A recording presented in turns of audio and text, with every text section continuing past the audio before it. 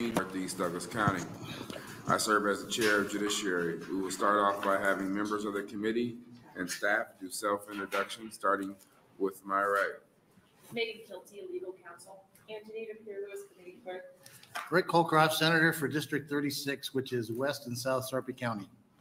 Barry DeKay, District 40, which is Holt, Knox, Cedar, Antelope, northern part of Pierce, and most of Dixon County. Also assisting us are our committee pages, Logan Bartek from Norfolk, who's a political science major and criminology major at UNL, and Isabel Cold, who from Omaha was a political science and a pre-law major at UNL. This afternoon, we'll be hearing 4 bills. We'll be taking them up in the order that is listed outside the room. On the table, you will find, in the back of the room, you will find blue testifier sheets. If you are planning to testify, please fill those out. Hand it to the pages so we can make sure we keep accurate records. If you do not want to testify but want to let your presence be known for the record, there are gold sheets in the back. Just fill them out and state your position on that sheet. Also note that it's a legislative policy that letters for the record must be received by noon prior date to the hearing. Any handouts, please make sure you have 10. If you don't have 10, the pages will make copies for the committee. Testimony for each bill begins with the introducer opening statement, followed by the proponents. Then we'll have opponents, and then followed by those in a neutral capacity. The introducer of the bill will be given the opportunity after that to make closing statements. We ask you begin your testimony by giving us first and last names. Please spell your first and last name for the record. We will be using a 3-minute light system today. When you begin your testimony, the light on the table will be green, then followed by yellow. That'll be your 1-minute warning. Then red, we ask you to wrap up. I'd like to remind everyone, including senators, to please turn off your cell phones or have them put on vibrate. With that, we'll begin today's hearing with LB 307. Oh, okay.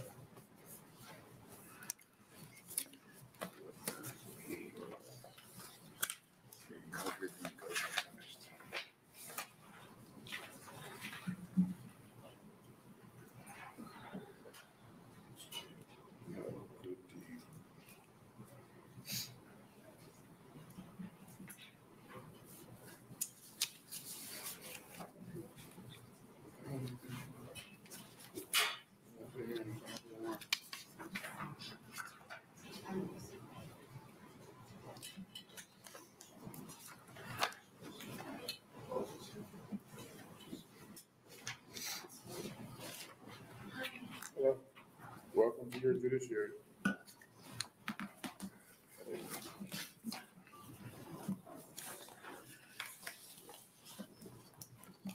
Thank you all very much, and thank you for your patience. Good afternoon, Chairman Wayne and members of the Judiciary Committee. I'm Senator Megan Hunt, MEGAN-HUNT, and today I'm introducing LB 307.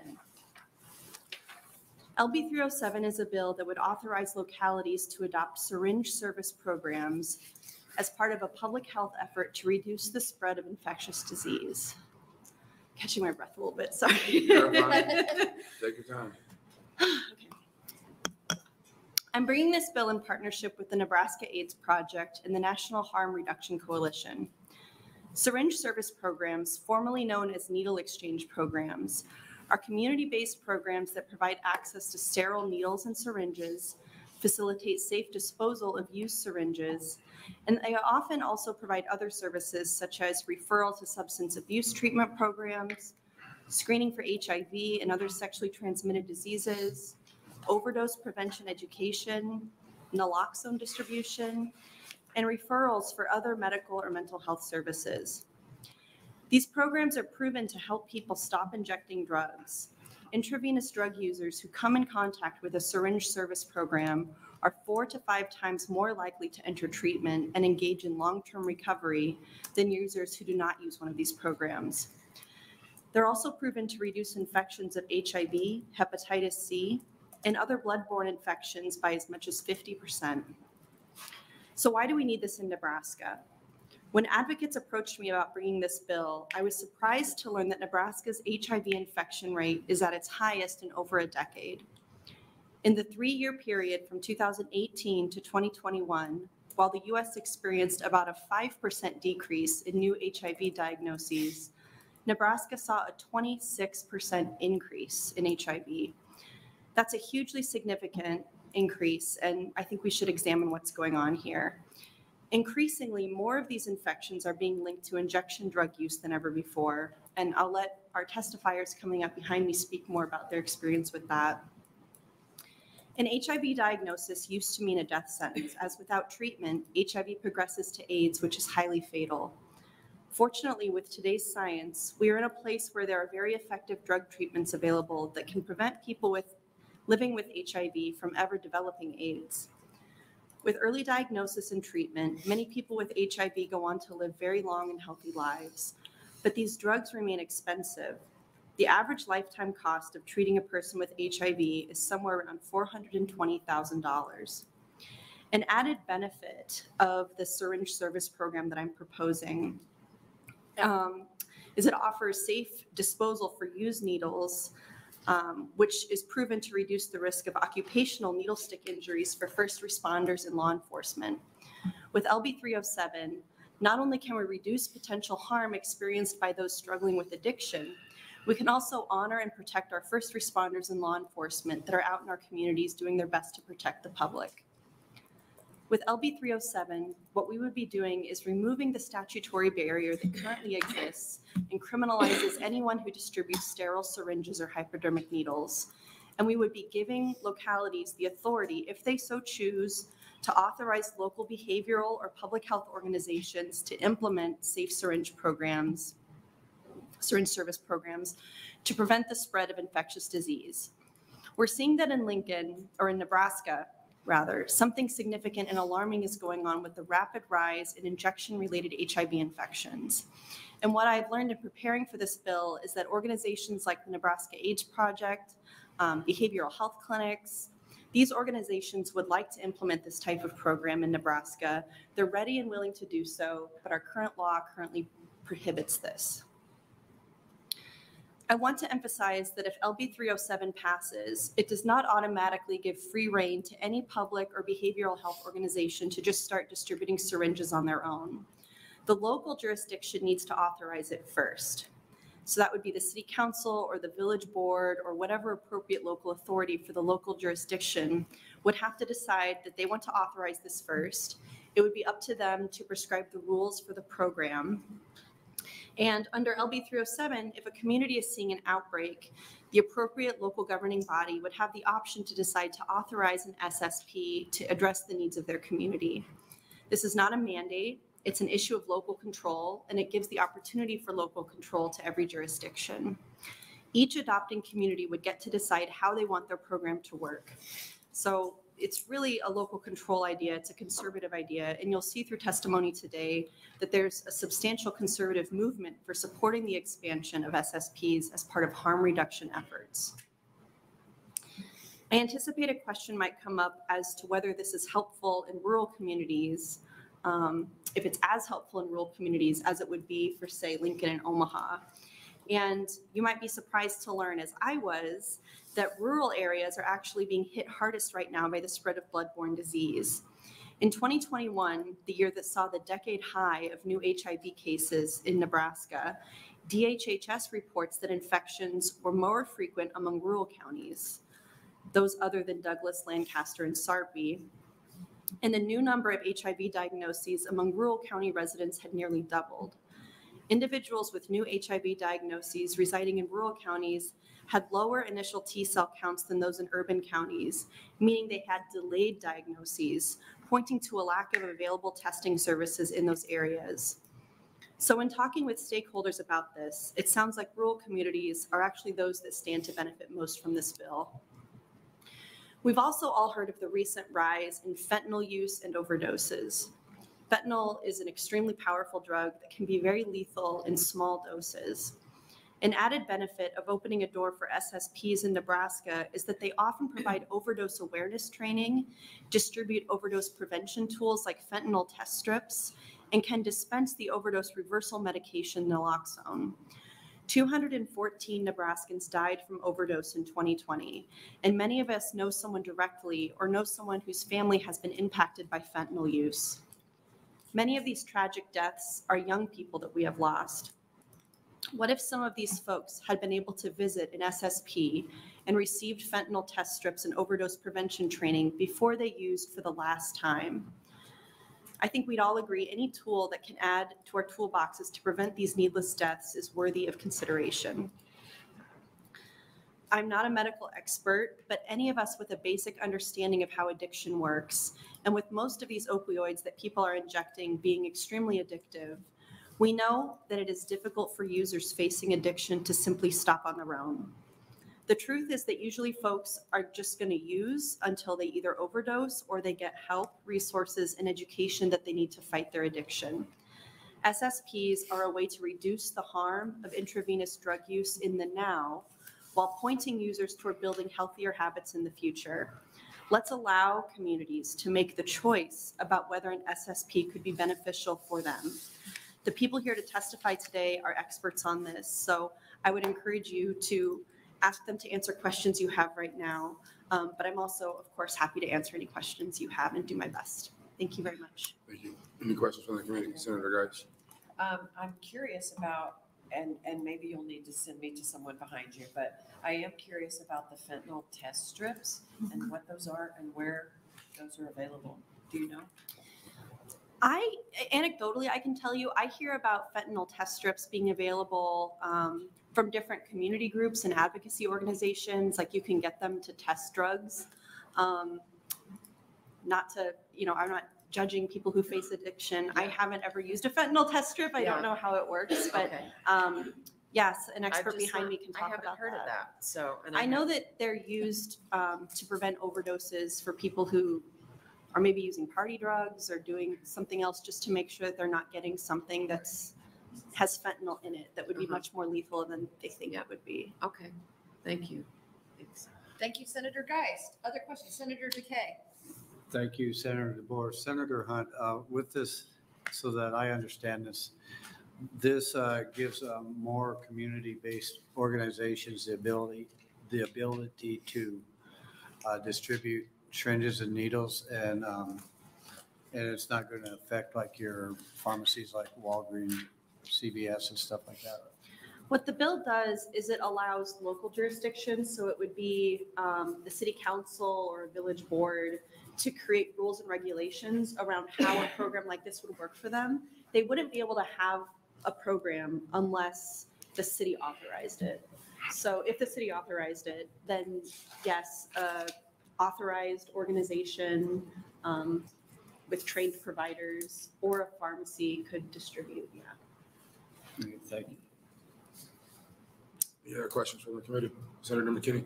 Thank you, Senator Wayne. Thank you, Senator Hunt. One day I went down a YouTube dark hole, and I was been there. and I was watching a video, I think on like Vice News or something, about another testing thing that's being used. I think probably in California, where it's not a test strip, but it's like some electronic thing that people are using to test to see if like fentanyl is in there. And I was wondering if that was being used here in our state. I have no idea, but I'm curious too. So maybe someone can tell us. Right. Thank you. Anything we can do to reduce the harm of addiction is, I'm definitely curious about. Thanks. Thank you. Any other questions from the committee? Seeing none, thank you for being here. Thank you. First, we'll have proponents. First proponent. Chairman Wayne, I may need to waive my close, but Okay. I'm available for questions anytime. Thank you. Thank you.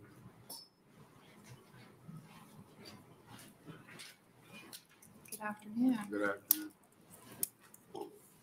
Thank you, Chair Wayne, members of the committee.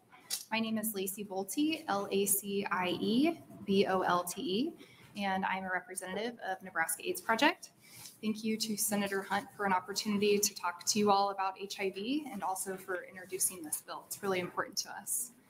Nebraska AIDS Project leads the community to overcome HIV and stigma through supportive services, advocacy, and education. I'm speaking today to request your support of LB 307. This would authorize local jurisdictions to open syringe service programs, a crucial tool for Nebraska to prevent new HIV and hepatitis infections. Nebraska AIDS Project is a nonprofit organization that serves the entire state of Nebraska, from Scottsbluff to Omaha, supporting over 1,000 Nebraskans living with HIV each year. Additionally, we are the leading experts in HIV prevention, offering free, instant HIV testing to anyone who walks through our doors. Nebraska's HIV infection rate is at its highest in over a decade. We've seen a 26% increase in new HIV diagnoses from 2018 to 2021. This is not typical.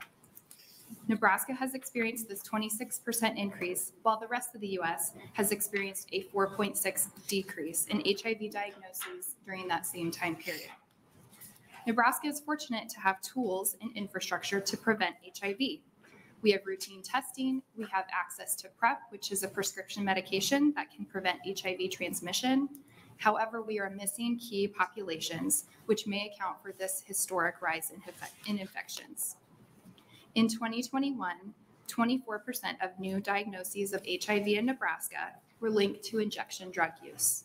This is a dramatic increase. Only 8% of cases were linked to injection drug use in 2018. These linked diagnoses span both rural and urban populations. We have an opportunity now to give Nebraska communities both the access and the tools necessary to combat this recent outbreak. Legislative Bill 307 is a crucial tool for Nebraska to prevent new HIV and hepatitis infections. I'm happy to answer any questions. Thank you. Any questions from the committee? Seeing none, thank you for being here. Next proponent.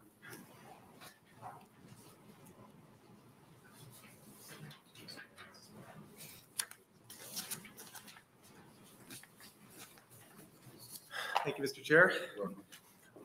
My name is Edward Krumpetich, EDWARD-KRUMPOTICH.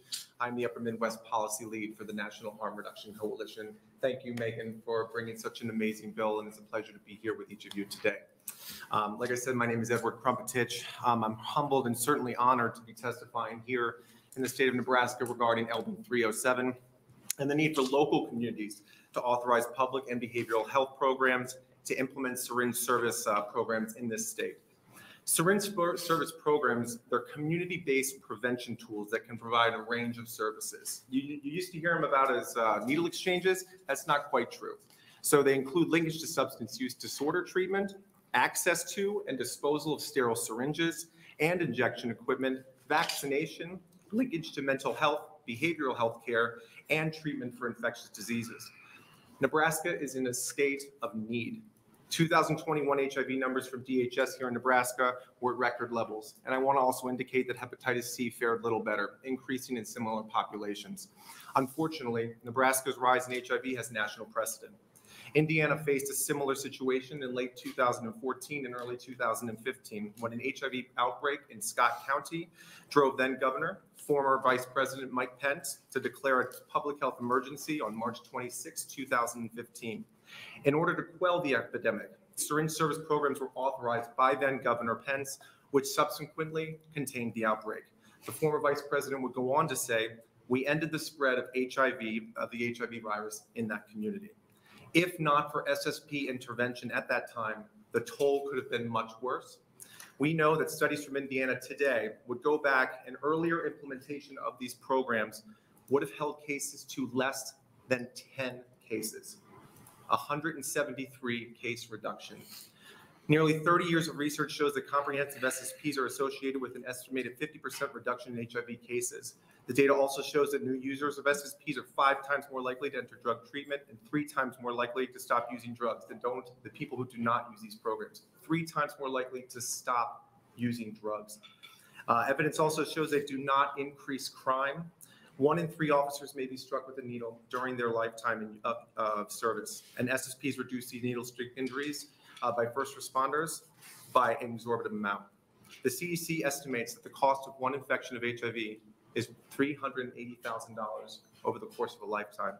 Nebraska's HIV numbers in 2021 alone would cost approximately $12,540,000.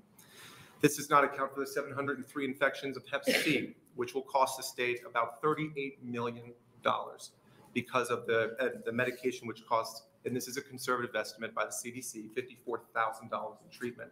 That is a total of $50 million in I gotta expenses. ask you to wrap up. I will, thank you. Do I have? Yeah, one? Thank you. 15 seconds. Appreciate you.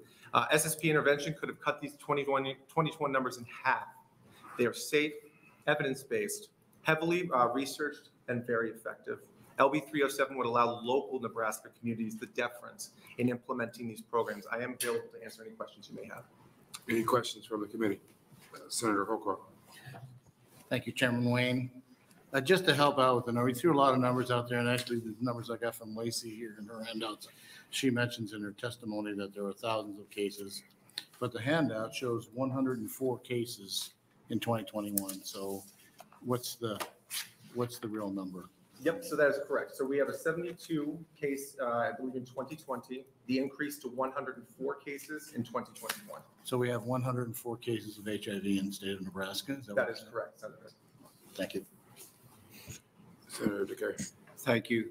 What is the screening process that will take place to make sure that the people that should have the syringes are getting them and the people that shouldn't have them aren't getting them?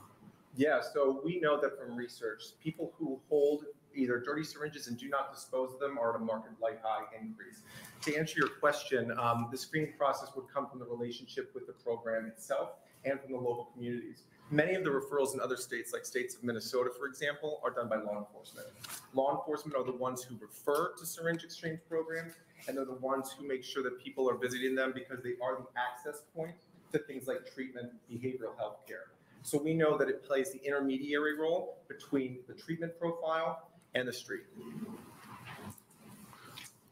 Quick question, with the syringe program, is there a cost to the people that want to come and get those syringes and stuff? Is there a cost that they have to provide, or is that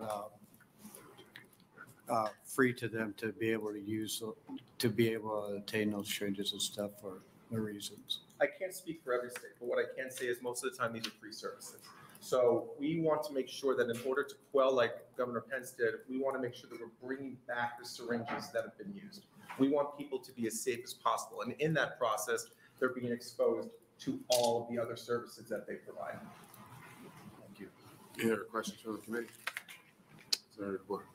I just have one clarifying question. I think you said that there were 104 cases of HIV in Nebraska. I think that's new cases is what I've read. Correct. Yeah, that's. Oh, I'm sorry. Yes, 104 new cases. To answer your question. Thank you so much. Yeah. Yep, absolutely. So when I mentioned the cost, that 2021 number was 104 new cases of HIV in the state. Thank you. Any other questions for the committee?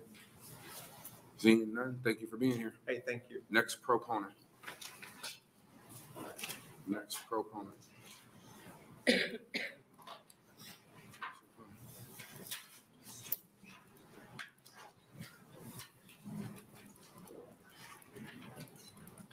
Welcome. Thank you. Good afternoon, Senators. My name is Ryan Carruthers, RyanCarruthers.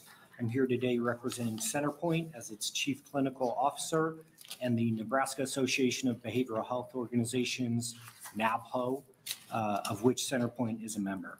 We appear in support of LB 307. I hold my PhD in counseling studies and have almost 18 years experience working with individuals diagnosed with substance use disorders. I've been presenting at seminars and teaching on the topic of harm reduction efforts while working to implement better approaches to addiction treatment for the last 15 years. Harm reduction is an approach to treating people with addictions that focuses on meeting them where they're at, developing positive relationships with them even when they are using, and reducing the overall negative consequences of their drug use to society. It wasn't long ago that the value of condoms was debated in a similar way to this effort. The two practices use similar terminology and have similar disease prevention goals. Would abstinence from drug use be the best course of action? Certainly. Would stopping people from using drugs intravenously be the end goal? Absolutely. However, we all know that people are going to still use drugs. It's an undeniable reality in our world and certainly in our state. We cannot just ignore and condemn those that use drugs. We must provide them with the services that they need and they do need these services. Those in opposition to harm reduction efforts have long claimed that efforts like a SSP will increase the number of people using drugs in that manner. That is not the case at all. According to the National Institute on Drug Abuse, SSPs are, quote, safe, effective, and cost-saving tools that can prevent HIV and high-risk injection behaviors among people who use drugs. It is the relationships that we develop as addiction and behavioral health professionals that is the key to getting people eventually off drugs entirely. We know that jail increases the likelihood of recidivism, and incarceration is an expensive alternative. Someone should not have to get arrested in order to get help. This legislation asks for no money out of the budget. It does not legalize or condone the possession, use of, or distribution of illicit drugs. It allows people to come to programs like those I represent today in order to get the help that they are looking for. Any Questions from the committee? Senator Holcroft. Thank you, Chairman Wayne. Sorry, I lost track of HIV as far as where are we with this? I think that, is it an effective treatment but no cure? Is that where we are still with HIV? I don't represent any organizations that treat HIV. Okay, thank you. Maybe someone else can answer that question. Any other questions from the committee? Thank you for being here. Next proponent.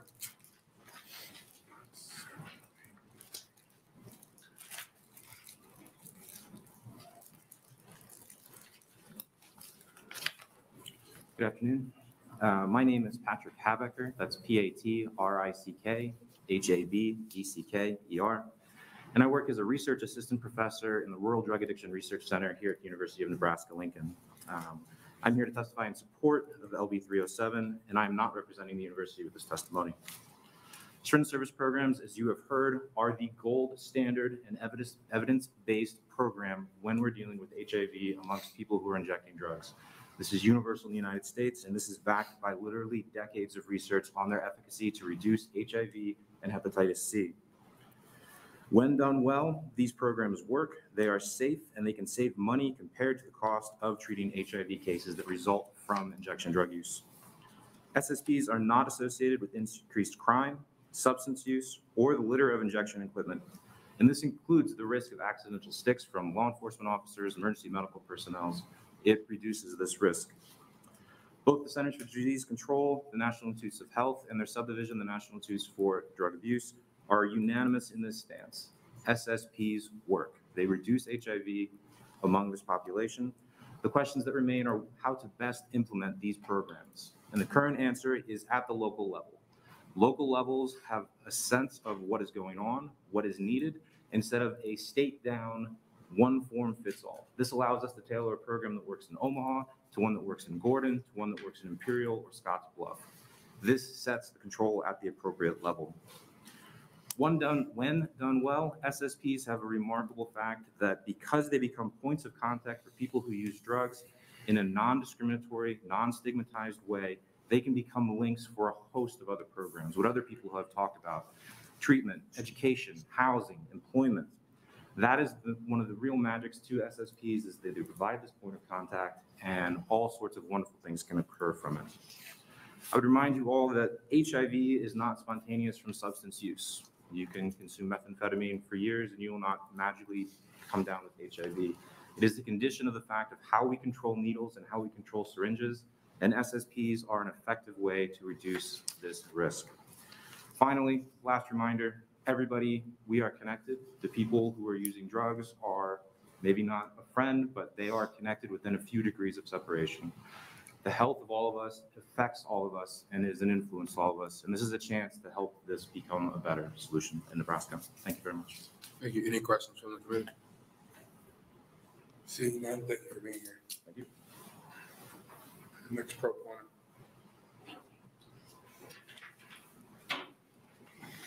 Thank you, Chairman Wayne and members of the Judiciary Committee. My name is Abby Swatsworth, ABBISWATSWORTH.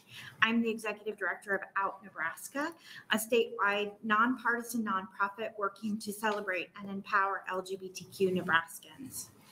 Out Nebraska supports LB 307 because it would empower local health departments to take measures to help reduce the spread of HIV and hepatitis, as well as help local health departments connect Nebraskans to medical care, substance use treatment, health education, vaccinations, and disease testing. Our local health departments understand their service areas best, and empowering them to make decisions to mitigate the risk of infection will help so many Nebraskans. Our LGBTQ community has been uniquely impacted by the HIV epidemic in the United States. For many years, treatment and prevention measures were not given the resources they needed because HIV was thought to be a gay disease. According to the CDC, gay men and transgender women, especially those who are Black or Latino, continue to experience higher rates of new HIV diagnosis than other groups. In 2021, Nebraska saw our largest increase in new HIV infections in over a decade. For LGBTQ Nebraskans living with HIV, working with trusted local resources is incredibly important so they can be connected with care. We need to equip localities to address the needs of Nebraskans in their communities.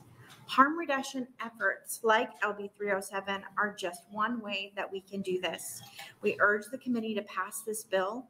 Thank you. I'm happy to answer any questions. Any questions from the committee? Seeing none, thank you for being here today. Any other proponents?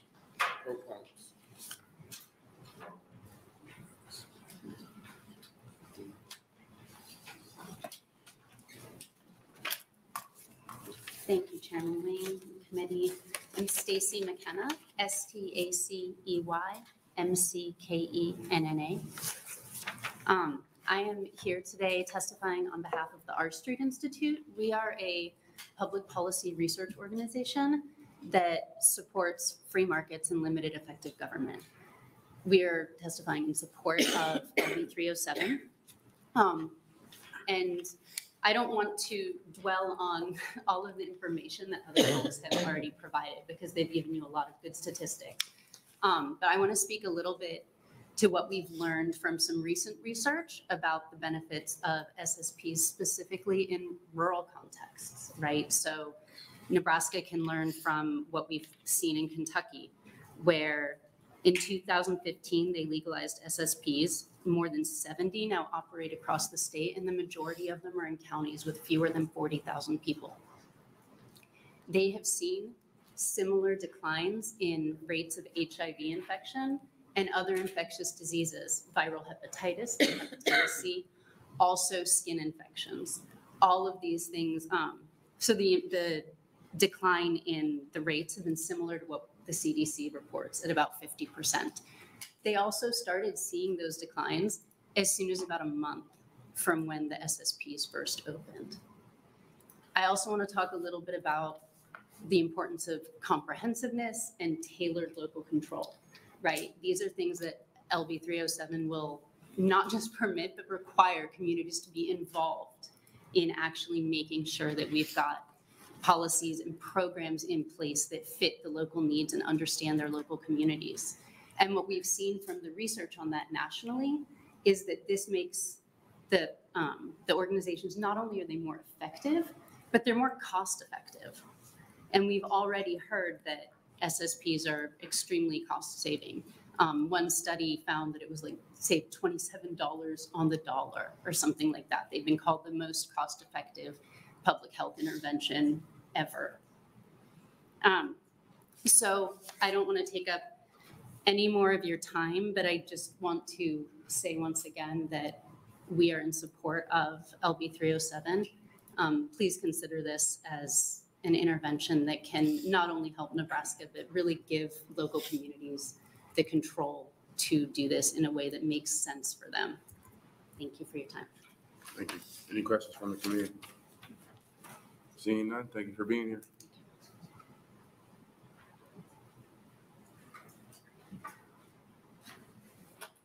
Welcome. Hello. Dear Chairperson Wayne and members of the Judiciary Committee, my name is Adele Burke, ADELLEBURK, and I'm a Senior Manager of Public Affairs with Planned Parenthood North Central States in Nebraska.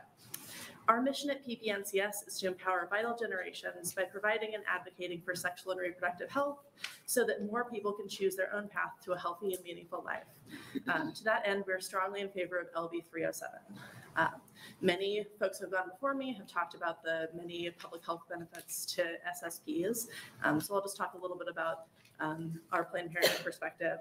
As a medical provider focused on sexual and reproductive health care, Planned Parenthood North Central States provides testing and treatment for HIV, as well as pre-exposure prophylactics. Every day, our providers see the impacts of HIV on the lives of our patients.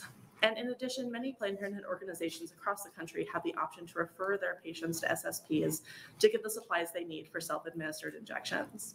LB 307 would allow our organization to take advantage of similar programs in Nebraska and ensure that our patients are wrapped with a community care that can provide all the resources they need to be safe and healthy.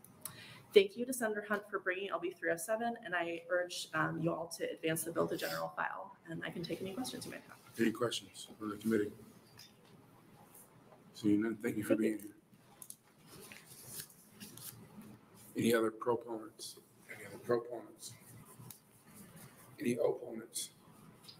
Opponents? Anybody testifying in neutral capacity?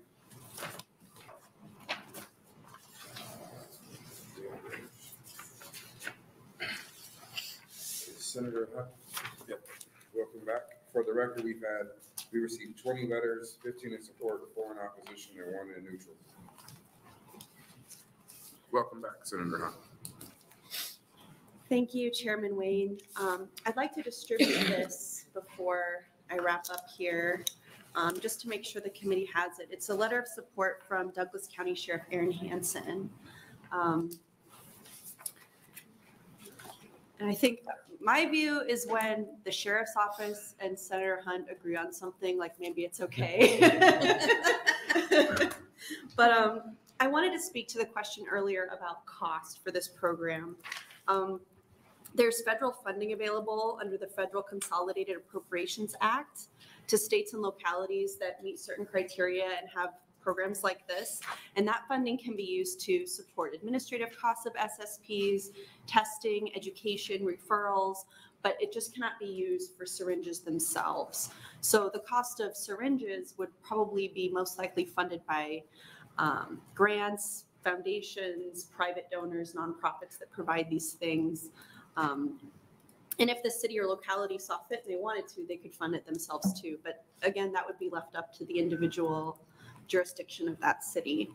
To be clear, LB 307 doesn't create any state obligation for funding.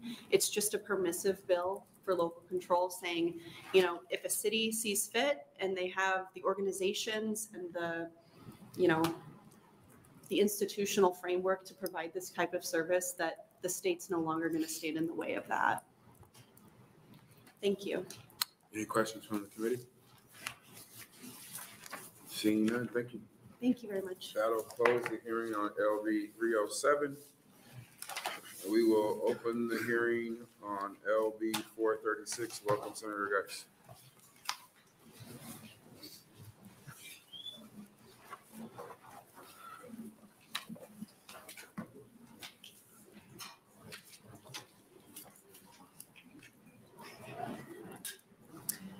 Thank you, Chairman Wayne, and good afternoon, members of the Judiciary Committee. For the record, my name is Suzanne Geist, Suzannegeist.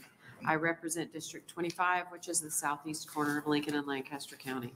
LB 436 updates the Nebraska Uniform Controlled Substances Act to conform the state controlled substances schedule to the federal controlled substance schedule. Every time the federal government updates their controlled substance schedule, the state of Nebraska updates their schedule with a bill the following session, which is the reason I introduced this bill. This bill will make updates to Schedule 1 controlled substances, Schedule 4 controlled substances, and Schedule 5 controlled substances. And for clarification, Schedule 1 controlled substances have no currently accepted medical use in the United States, and there is a high potential for abuse. Schedule 4 have a low potential for abuse relative to substances in Schedule 3.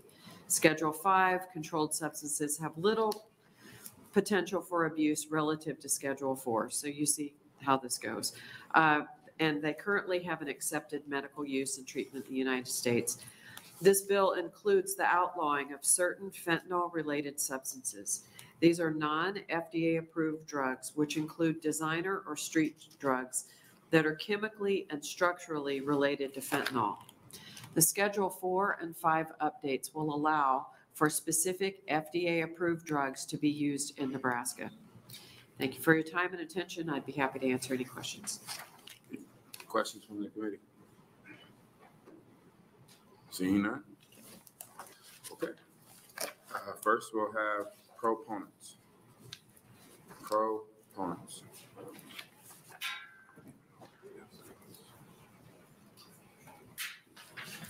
Welcome. Thank you, Chairman Wayne. Good afternoon. Happy Thursday, everyone. My name is Dr. Raj Selvaraj, R-A-J, S-E-L-V-A-R-A-J.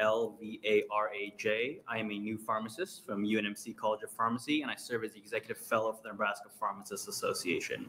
I also serve as a pharmacist from Madonna Rehab and the Vice President of the Board for the Nebraska Obesity Society, but I will be here representing the Pharmacists Association. I offer this testimony on behalf of LB 436. LB 436, as Senator Geis mentioned, updates the Nebraska Uniform Controlled Substances Act, which will conform the state's controlled substances schedule to the federal level. I apologize for this technical review, but we'll go through kind of each drug here. And as we go through the schedule, Schedule 1 having no currently accepted medical use in the United States, lack of accepted safety, and high potential for abuse. As we work our way to 5, the potential for abuse decreases. So on page 6, we will add designer drugs, street drugs, which are chemically and structurally related to fentanyl. Page 8 adds item numbered methoxetamine, also known as Mexi. This drug is structurally and dissociative anesthetics such as ketamine and phencyclidine as well. Page 14 adds Zypeprol. This is an opioid drug with some hallucinogenic properties. Page 19 adds ammoneptine, and this drug is a nervous system stimulant. Page 20 adds N-phenyl-N, also known as mesocarb, and this drug is a nervous system stimulant as well. So these are our Schedule 1 medication or drugs. There's 5 of them. As we go to Schedule 4, this adds on page 32 Daridorexant, brand name Qvavic. This is an FDA-approved medication that is used for adults that have trouble falling asleep or staying asleep. This medication is similar to other sleep assistance medications that are already on the market, such as Lemborexant, brand name Dayvigo, and Suvorexant, brand named Belsomra. Our last drug is Schedule 5 on page 37. This adds Ganaloxone, brand name Zoltami. This is an FDA-approved drug used for treatment for a certain type of seizures. The Nebraska Pharmacists Association would respectfully request this committee advance LB 436 for consideration by the full legislature. This bill would harmonize Nebraska's controlled substances schedules and the federal controlled substances schedules. This will not be more restrictive than the current federal controlled substances schedule. And at this time, I'd be happy to address any questions that you have. Senator DeBoer. Thank you, Chair Wayne. Are these fentanyl-related substances? I feel like we're hearing a lot more about fentanyl and fentanyl-derived substances lately. Is this a new thing, or why? What, can you answer that? Are these new designer drugs that we hadn't seen before, or? Yes. So with what we'd like to call our bathtub chemists, when you were to, if you have a base core structure of the fentanyl and you add basically like a side group to it and you modify it a little bit, that's technically a different drug. So when we include all these designer drugs and structurally related compounds to the fentanyl, then they can be new or some of the older drugs. So as you modulate it and modify it, they do become new and different. How long has fentanyl been on the Schedule 1? It's been on there for a while. For a long time. Yeah. I can get you the exact. No, that'd be great, but Yeah. also you don't have to. Thank you so much for this bill. Thank you. Of course, thank you. I have a question. So is there anything in this bill that's not on the federal level? All these are currently on the federal level right now. And then with our, so these are scheduled on the federal level, but they do not mirror Nebraska's level right now. What I'm saying is anything in this bill that is not on the federal. That I am not sure of. I do not think so, but I'll get back to you on that. Okay, thank you. Seeing no more questions, thank you for doing it. Next proponent.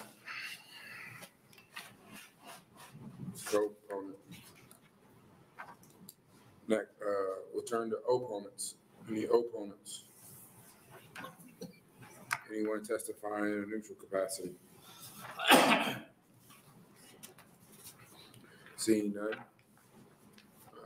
Senator Geis, you can come back up. Wait, is there a testifier? Did somebody want to testify? No? Anyone? Okay. It's like an auction. You don't want to raise your hand because. Right. For the record, we received one letter of support. Senator Geis. And I'm just here, I would have waived closing, but I'm just here to answer your question, Senator Wayne. And there is nothing on the bill that's not being updated on the federal schedule. So it's completely mirroring what we don't have currently federally and need to match the federal schedule. Okay. That answers that. Any other questions? Seeing none. All right. That closes the hearing on LB 436, and we will open the hearing on LB 22 and LB 634. I will say for this hearing, if you are testifying in favor of one or in neutral of another one or in favor of one or against another one, please let the vice chair or the board know, and we'll give you an extra minute to be able to talk on both bills. We'll start with Senator McKinney.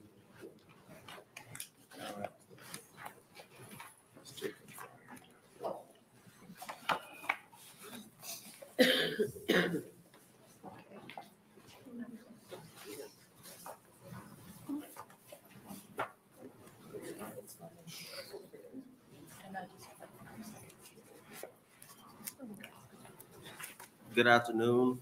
Thank you, Vice Chair DeBoer and members of the Judiciary Committee.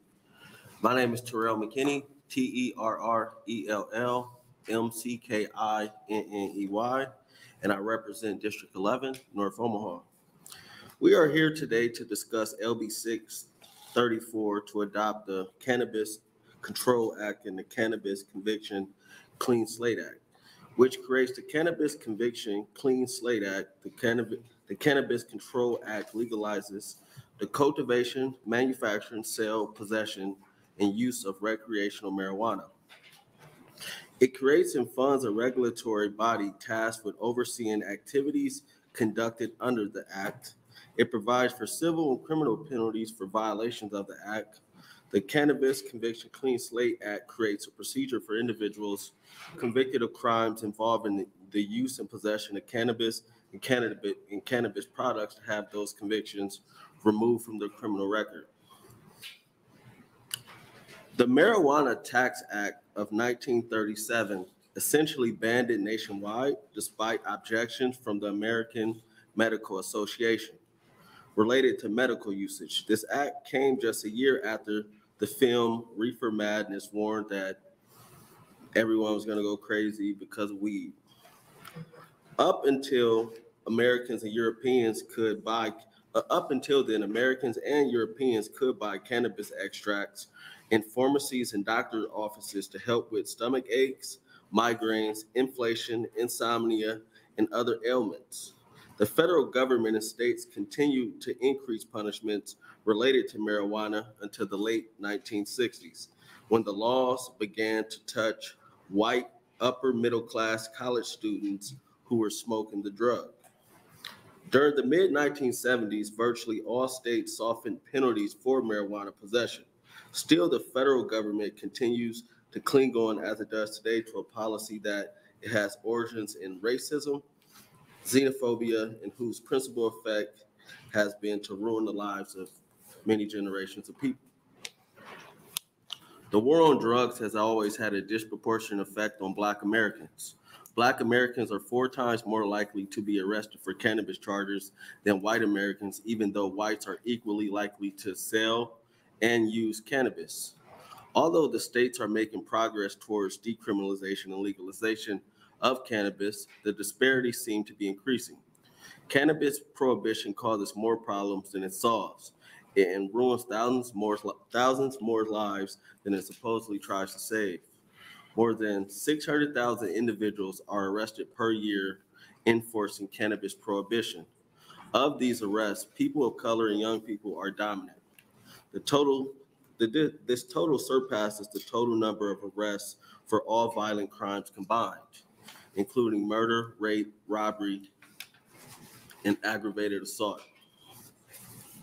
Just like alcohol, cannabis will come with issues, but just like alcohol, those issues can be managed by responsible adults. We should not jump to the conclusion that dispensaries are crime-generating hotspots. We can find a common ground between safety and access to cannabis through the regulation of these markets. As quoted by President Biden, sending people to prison for possession of marijuana has upended too many lives and incarcerated people for conduct that many states no longer prohibit. Criminal records for marijuana possession have also imposed needless barriers to employment, housing, and educational opportunities. The president isn't the only elected official to express such sentiments. Governors and other elected officials have taken similar actions. Many of the incarcerated individuals were convicted of having a small amount of cannabis. Although they did their time, their record is still there. Cannabis policy must include comprehensive efforts to help the communities that have been ravaged by the war on drugs. Legalization doesn't undo past arrests. There must be ways in which policy can help those most impacted. Clean slate laws give many a second chance at decent jobs, supporting their families, housing, and overall livelihoods. With the clean slate laws, we eliminate barriers by offering relief from systematic measures that have kept so many behind and introduced them to a life where past mistakes will no longer define their futures. We can give them a shot at redemption. It is important to remember those affected most by these laws, primarily communities of color, although usage is comparable as stated prior, in affluent communities and those communities in which law enforcement, county attorneys, and judges come from. A lot of their kids and a lot of them smoke cannabis, use cannabis. Providing clean slate relief in a pathway to benefit them economically. Because I could go on my phone right now, I could pull it out, go to Robinhood or whatever app and purchase cannabis right now in this hearing. But we have many men and women in our state and in our country that are sitting inside of county jails and prisons because of marijuana cannabis offenses. But it's really crazy that I can pull out my phone and purchase cannabis right now. It's sad. According to Gallup polls, more than 2/3 of Americans support legalizing cannabis for adult use. State by state polling shows majority support in every single state.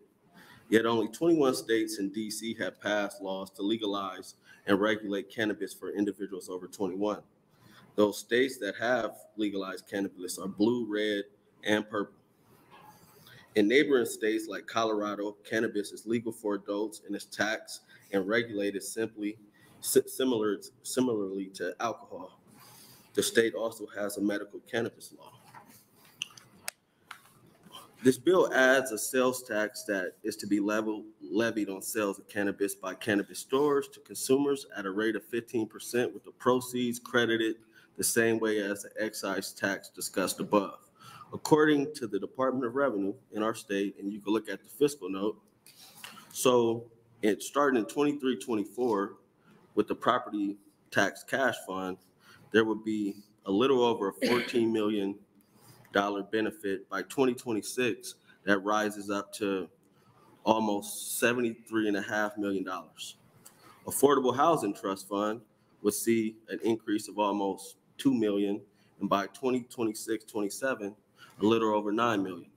The Department of Health and Human Services would see almost a $2 million increase, and by 2026, a little over a $9 million increase.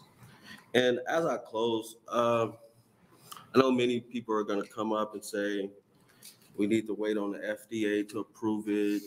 We got to follow federal laws and all these type of things that we heard earlier during the medical discussion. And one hand, one day people want to have state control and local control, But when it comes to this, we want to wait on the federal government. But when it comes to other issues, it's no, states should have control, and states should be able to enforce these laws on their own. Then when it comes to this topic, it's, oh, let's wait on the feds. Let's not do anything. Let's not break the laws. But in the past, we had elected officials that wanted to purchase drugs to kill people by the death penalty. Where was the thought to follow the law then? And just honestly, marijuana laws are racist, have always been racist, and were enacted because of racism, and it has affected Black, Brown, Native communities the most, and you see that in our prison populations. And that's strongly why I think these laws should be changed. Records should be cleared, and people that have been harmed by these policies should be able to benefit from them going forward. Thank you. Are there any questions? Oh. Are there any questions for Senator McKinney? Yes, Senator Quick one. DK. Senator McKinney, with this right now, cannabis is a legal drug. With this act that you're proposing, does it, at this point in time, does it offer counseling to help people so that they can not, if it's clear in their slate, does it also help them where they will be able to get off of the use of cannabis as it is as a recreational drug now? If we have to throw that in the bill to work in some language to provide some resources to help people not use, I'm all for it. I'm not, and it's trying to pass this isn't to say I think everybody should be utilizing cannabis and it's for everybody.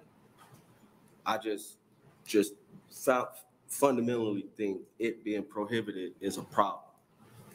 And I'm not saying it's for everybody, because everything isn't for everybody. But if you want to work in some language where we try to provide some resources or take something from the revenue to help with prevention, I'm all for it. Well, I understand where you're coming with the clean slate. So if we take it one step farther to help them get on so they can be back on their jobs, supporting their family and doing what they need, I think that's where the counseling part would come in. All right, thank you. Any other questions from the committee? I don't see any. Senator Wayne, we'll hear from you to open on LB 634. Welcome to your Judiciary Committee.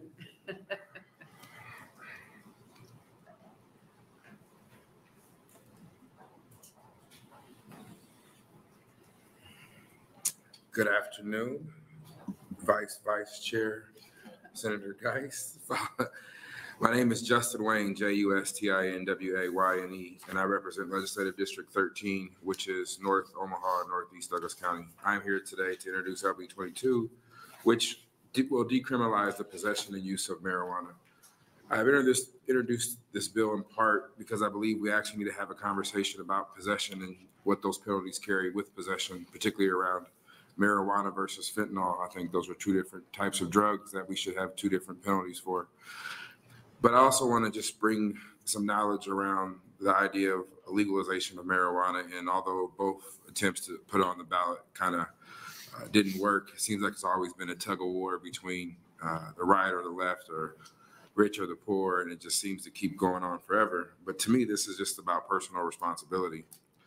I have long heard the legitimate complaints about the nanny state, but that same philosophy applies here. We know that if there's going to be some abuse, that just is no different than painkillers, no different than alcohol, but at the same time, you have to take personal responsibility. So rather than keep hopping through the practical issues and things like that, this bill is just saying, let's have a conversation about decriminalizing marijuana, and then what that looks like going forward, I think, is another conversation around LB 634, but my bill does not really go into that far of detail.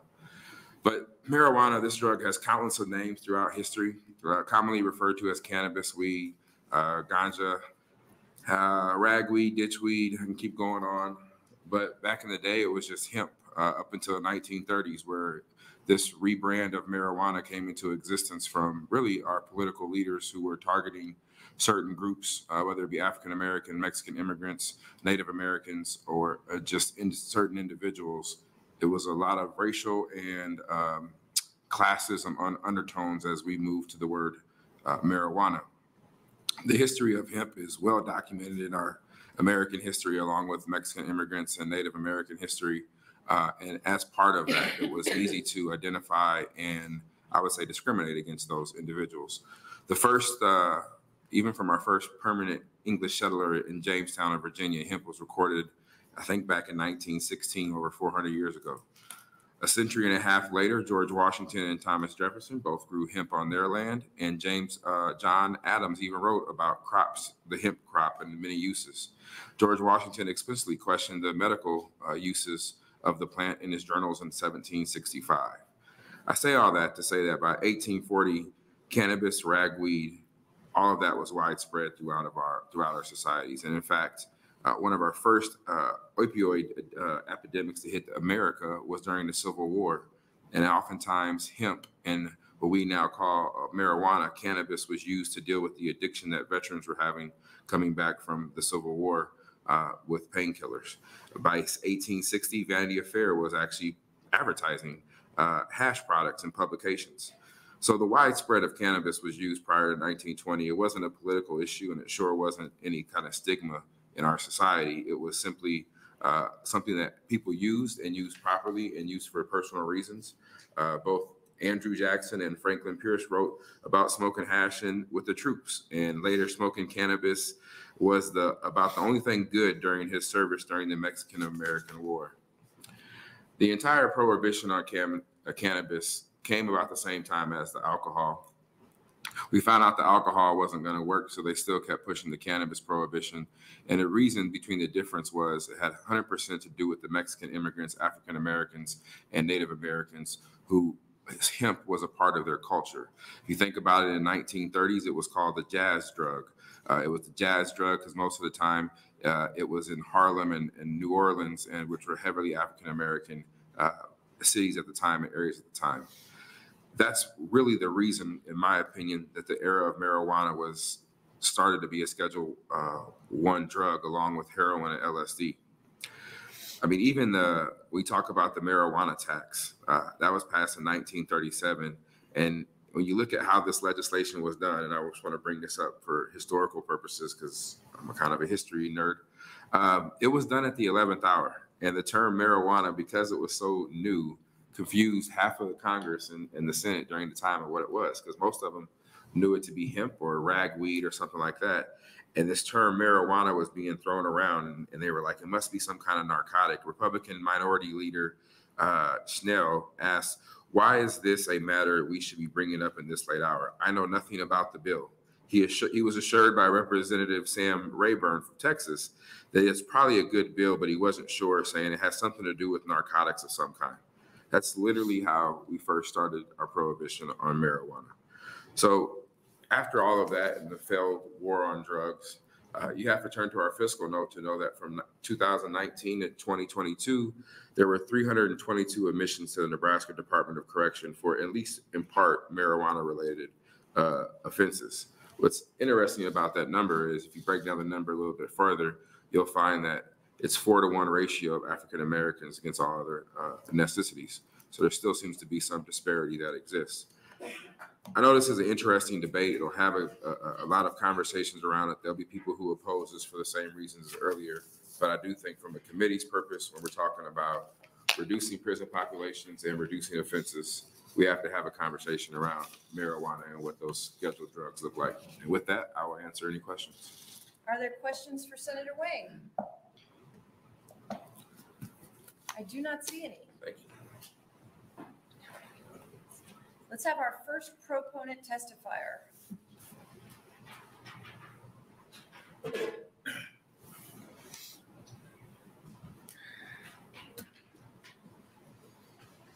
Good afternoon. My name is Jerry Moeller, Jerrymoller. I testified earlier on the medical cannabis bill. I'd like to speak to this one again. I was part of the team that changed the law in 1978. We took cannabis possession from a felony to a civil infraction. If you go back and look at the history of that, it was a pretty open and shut thing. We only had one opposing senator that voted against that bill. I'd like to tell you about one of the people that we had at a symposium in Omaha in 1978. She was the OB/GYN professor from Drake University. We asked her to come and testify at our symposium about the safety and efficacy of cannabis. And what she told us was pretty shocking. We didn't know at the time, but she revealed to us that the cannabinoids that we find in cannabis are also produced by our own body. And some of those cannabinoids are actually found in mother's milk. And I don't know if you all are aware of that or not, but those cannabinoids help the child with their digestive system. It helps calm them when they're upset and cranky. Several benefits from it. It helps them sleep and get good rest. And those are all provided by the mother's milk. Those cannabinoids are produced by her body. So the professor told us that as far as the safety of a pregnant woman using cannabinoids was not a problem with her. She did not see a problem with a pregnant woman using cannabis as a medicine because our body doesn't see cannabis as a foreign object. It doesn't try to repel it. It's why you can be drug tested for it 30 days after using it and it's still in your system. With that being said, I think we are way overdue of passing some kind of safe legal access in Nebraska. Our neighbors have all done it. It's here. It's not going away. I'm not going away unless I die. I've been at this since 1977. I'm going to continue to do this until I become successful and we free the people of Nebraska from this very oppressive, very racist, very greedy law. Thank you. Are there any questions for this testifier? Thank you for your testimony. Next proponent.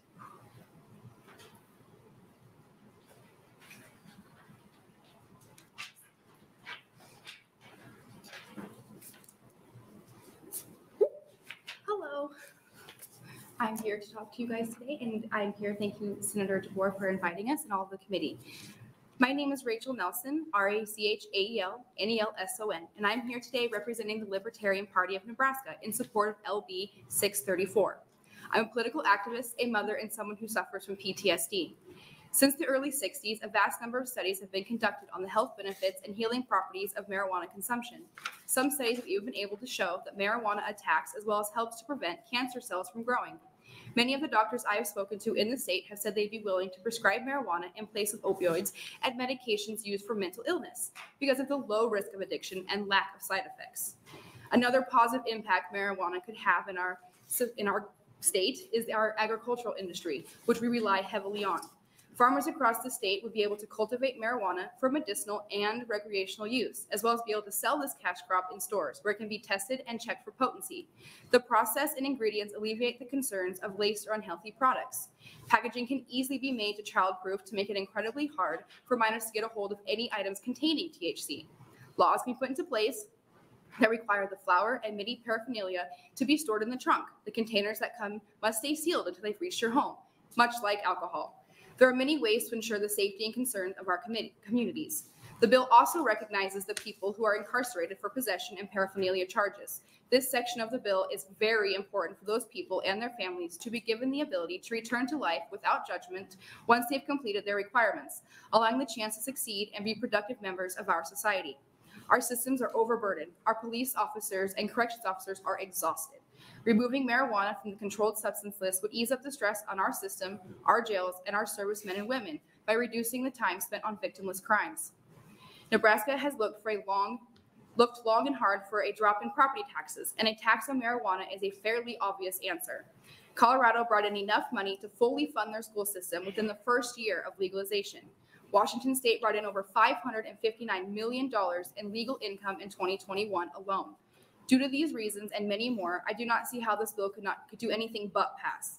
We have seen the amounts of legal income increase exponentially and the numbers of crimes related to drugs diminish across the board in the states that have already legalized marijuana. The statistics, the science, and the facts show that we are behind the times, and it is past time Nebraska gets on board with this legalization measure. Thank you. I'd be willing to answer any questions. Thank you for your testimony. Are there any questions from the committee? I do not see any today. Thank you, guys. Let's have our next proponent testifier.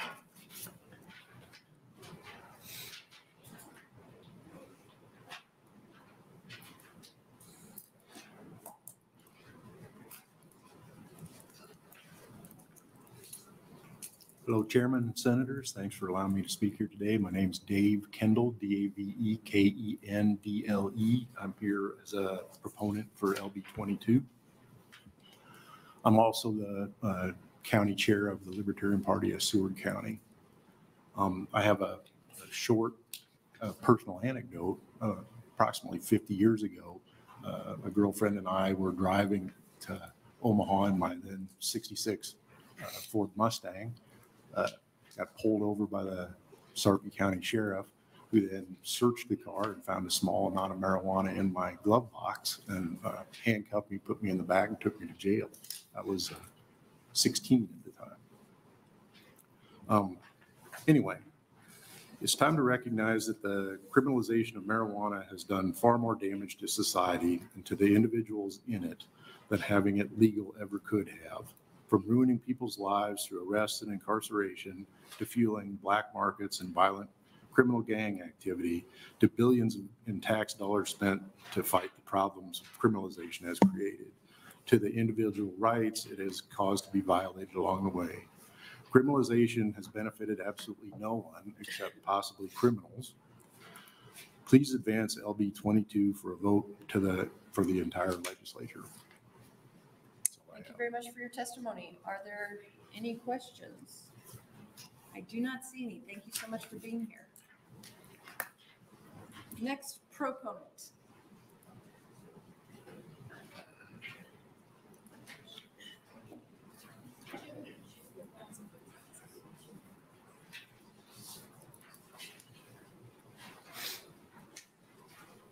Hi. Welcome. My name is David Swartz, D-A-V-I-D-S-W-A-R-T-S. And I'm from Palmyra, Nebraska, and I can tell you that 10 or 12 years ago, I would have been an opponent here. So I do understand where people are coming from that are hesitant or opposed to it, because that's where I came from. And it took my son-in-law dying of brain cancer to get me to open my mind and do research. So I've been doing it for about 10 years. I'm testifying in support of LB 22. The cannabis market in Nebraska is alive and thriving. The supply is plentiful and easy to access. Where there is demand, there will be a supply. Addressing the black market thing, if there's if it's overtaxed and the black market is cheaper, that's where people will buy it. Overtaxing is the problem there. Prohibitionists must understand that prohibition isn't working, hasn't worked, and never will work. Prohibition guarantees market for cartels, the mafia, and street gangs. Cannabis is not dangerous. Buying from the cartel is, and unfortunately, police actions to enforce the war on drugs can also be dangerous. LB 22, allowing for the decriminalization of cannabis, does not lend itself to the slippery slope excuse. It does not depend on approval of our broken FDA. It does not limit medical conditions, does not require legislators to make medical decisions about the use of cannabis suggested by a doctor to his patient. As of today, 38 states have medical cannabis programs, and 18 states have allowed personal use for adults, including those without medical cards. Decriminalization of cannabis would allow personal growth as well, cutting out the big marijuana companies and the black market. Nebraskans are ready to make it happen, and I think a decriminalization petition would go over very good in Nebraska at this time. Thank you for your testimony. Are there any questions from the committee? Thank you for being here. Next proponent testifier.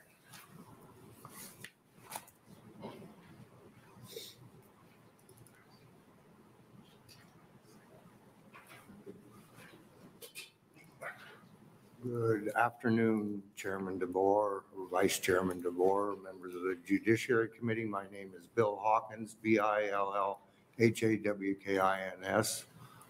I'm a lifelong Nebraska resident.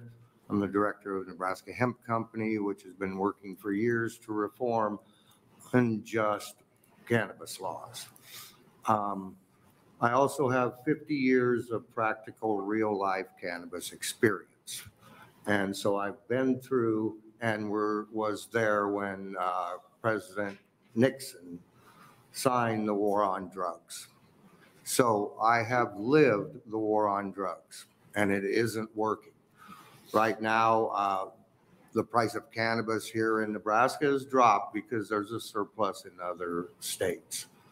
My message to you I'm here in support of LB 634. We need a tax and regulated cannabis economy here in Nebraska. It allows local businesses to produce a safe, tested product that can be used by adults, checked with licenses, and provide a safe product for the community. There are cannabis users, 10 to 20%. That's 200 to 400,000 Nebraskans are using cannabis right now today. My message is it's time to start taxing and regulating the long-haired, tie-dyed, pot-smoking hippies and other cannabis consumers here in this state. Missouri now is recreational. If anybody goes down to Kansas City, Missouri for a weekend, can buy the largest amount allowed in the states now, 3 ounces of cannabis they can buy right now and bring back. By taxing and regulating it, we are taking it away from the black market. The fiscal note estimates $34 million in tax revenue. You are keeping that in the hands of the black market, the cartel, hardworking drug dealers. And instead of putting it in a safe tax and regulated society. So I would ask you to really look at LB 634. It is very strict, it is very detailed, and it gives Nebraska a chance to stand up and accept the fact that the war on drugs has not worked, and it's time to end the prohibition of this plant. The testimony, one last thought, the testimony this morning in the medical issue of the safety and about this plant applies to recreational cannabis. So I want to thank you for your time, and I would be glad to answer any questions. Thank you for your testimony. Are there any questions? Thank you very much. Thank you. Next proponent testifier.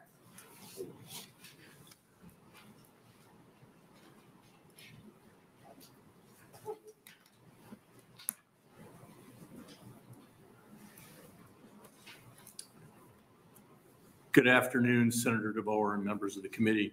I'm Joe Nigro, that's Joenigro, and I'm testifying in support of LB 22 and LB 634 as a private citizen.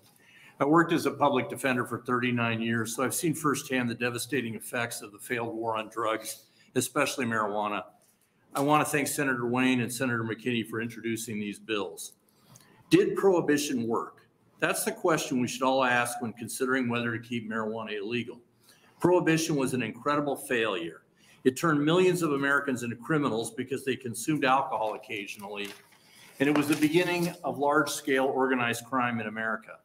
Our country realized that prohibition was a mistake and repealed it. We have done the same thing with marijuana, turning millions of Americans into criminals and giving the opportunity for organized crime to make millions of dollars. All of this for a substance that is not nearly as harmful as alcohol. And the prohibition of marijuana has been especially harmful to Black people. Although Black people and white people use marijuana at similar rates nationally and statewide, Black people are 3 times as likely to be arrested or cited for marijuana offenses. In Lancaster County, Black people are nearly 7 times as likely to be cited or arrested for marijuana, and we're not even the worst county. Convictions for marijuana offenses not only result in fines and jail, but also ineligibility for federal student loans and housing. All of this for a substance with the same dependency rate as caffeine, 9%. The dependency rate for alcohol is 15.4%. For cocaine, 16.7%. For heroin, 23.1%. And for tobacco, 31.9%. Tobacco is far more addictive and harmful than marijuana, but no one is clamoring to make tobacco illegal. We've reduced usage of tobacco through education and regulation. Let's do the same with marijuana. I heard the last governor of Colorado say that after Colorado legalized marijuana, the only age group where usage increased was people over 65. Whether that was baby boomers returning to their youth or old people having more aches and pains to treat is unclear. States that have made marijuana legal have actually seen a decrease in use by teenagers. Dispensaries don't sell to people who are underage, and legalization has decreased Black market sales. Legalization would also lead to a reduction in violent crime. We've seen home invasion robberies that have resulted in shootings. People rob marijuana dealers because they know they have marijuana, they have cash, and they won't report the robbery. Sometimes violence results. The Black market will shrink with legalization and with legal dispensaries, which are difficult to rob. This reduction in violent crime is another benefit of legalization. Eventually, the people of Nebraska are going to vote to legalize marijuana. It makes more sense for this body to legalize it and set up a system of regulation and taxation at the same time instead of waiting until after the people vote. LB 634 includes provisions that much of the revenue would go for property tax relief, the tax people complain about the most. For all of these reasons, I urge the committee to merge these bills and advance them. Thank you. All right, thank you. Are there questions from the committee for Mr. Nigro? Senator Duque. Thank you. Thank you, sir. Can you expound a little bit why, when you say that tobacco is more harmful than what marijuana is? Well, it's obviously, I mean, the addiction rate is much, much higher. I mean, when you look at the numbers of Americans who suffer from cancer and other diseases related to smoke emphysema, that would be far greater than the number of people who are harmed by addiction to marijuana. With that, why would it be any more harmful when you're still inhaling the same type of smoke into your lungs and stuff? Wouldn't that be just as detrimental to lung cancer as what tobacco would be? Well, I think the difference is that people who are using marijuana don't use it at the same rate that people smoke cigarettes. I mean, people, it's not uncommon for somebody who's using cigarettes to smoke a pack a day. People aren't going to smoke 20 joints a day. That's just not, that doesn't happen. Okay, thank you. You're welcome. Are there any other questions for this testifier? I do not see any. Thank you so much for being here. Thank you. We'll take our next proponent testifier.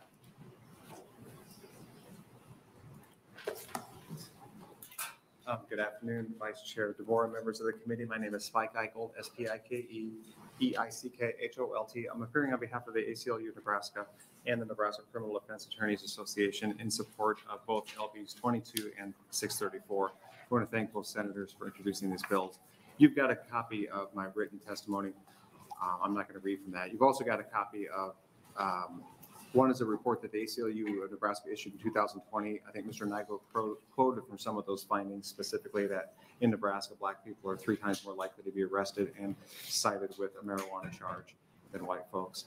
And then also attached to that article is a news article that kind of talked about the sort of the current disparity of charging in Lancaster County for simple possession of marijuana that I wanted to kind of talk about because it's something that no one's really mentioned. When this state provided for industrial hemp, that created a shift in the law on the prosecution of marijuana. Right now, it used to be for years that for the state to charge somebody with marijuana, a police officer could simply show up to court and say, I've looked at that, I smell it, that's marijuana. But with the creation of the industrial hemp exception to marijuana and cannabis, the state now has to show a certain THC level in the marijuana itself. This, to Pat Condon's credit and to Lancaster County attorneys, they no longer charge simple possession of marijuana unless they actually get a test result that shows that. Unfortunately, that's not the same for our city attorney. They continue to charge simple possession of fractional level marijuana. And that causes a disparate treatment of people within this jurisdiction. I just wanted to kind of put that on the record. Both these bills are good because they deal with addressing either outright decriminalization of marijuana or, in the instance of LB 634, some sort of regulatory scheme to provide for some sort of regulation instead of just outright criminalization of marijuana. Both of these are good. I just want to say one thing that no one's mentioned before. Maybe somebody mentioned it this morning when you heard the medical marijuana bill, and Senator Wayne alluded to this before. Whether you like marijuana or not, at some point, the people, there's moneyed interests that want to legalize marijuana throughout the country. They can fund petition drives, they can fund ballot initiatives and referendum questions, and they can eventually get something that's going to get on the ballot, and they're not going to be able to have the court strike it anymore. And at that point, the polls show consistently that the people in the state want cannabis legal in some form. You may not like the forms of these bills, but ultimately what might happen is that the voters are just going to approve something that you really don't like, and then they're going to be stuck with it. Just like now you've got a couple of bills to try to roll back what happened with minimum wage, just like the gambling the year session before, just like minimum wage in 2014, and just like there's something else, I can't remember what it was, that the voters approved that this legislature is just then forced to deal with. That might be done to you as well when it comes to cannabis. I don't say that as a threat, I'm just putting it out there. We all know what's going to happen. They were close to having it on the ballot just a couple of years ago. And I'll answer any questions if anyone has any. Are there any questions from the committee? I have a question for you. Sure. If the state decriminalizes marijuana, could it then be charged within our jurisdiction as a federal crime, or is there a federal crime of marijuana possession? I think there still is a federal crime because you'll probably hear the opponents say that it's not been decriminalized at the federal level. I'll tell you just anecdotally, the federal authorities here in Nebraska rarely charge possession of marijuana or delivery of marijuana cases.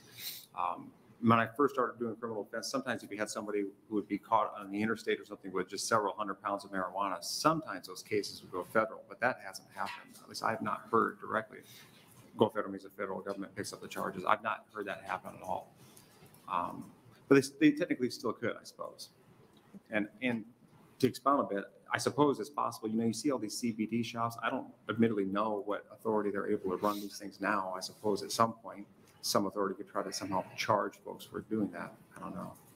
And you said that I think the Lancaster County attorney does not charge simple possession anymore. That's right. Generally speaking, their policy is, and I think in the article, actually Pat Conn is quoted, and I think they take it from a practical, and I can't speak for him, and he certainly wouldn't like me to, but I think from a practical and perhaps a somewhat ethical position that they have, that is, possession of marijuana, first offense, even second offense, is an infraction level, you're just going to get a fine. You're not going to get an attorney appointed to you because you're not looking at jail unless your family hires one. They're not going to know, perhaps, that they have a defense, if you will, that yes, you were found with some cannabis, but they don't have a lab report to show that it's got more than 0.03% of THC in it. So Pat Connor's office, I think he's kind of quoted as saying, essentially, is that they're not going to charge those. That's just not right. They don't have a lab report. They're not going to pay for these $100 or I think it's $300, $400 fine level crimes to send off for a lab report to the state lab and wait several weeks to come back for it. They're just not going to do that. The city attorney continues to charge cases as if nothing's different.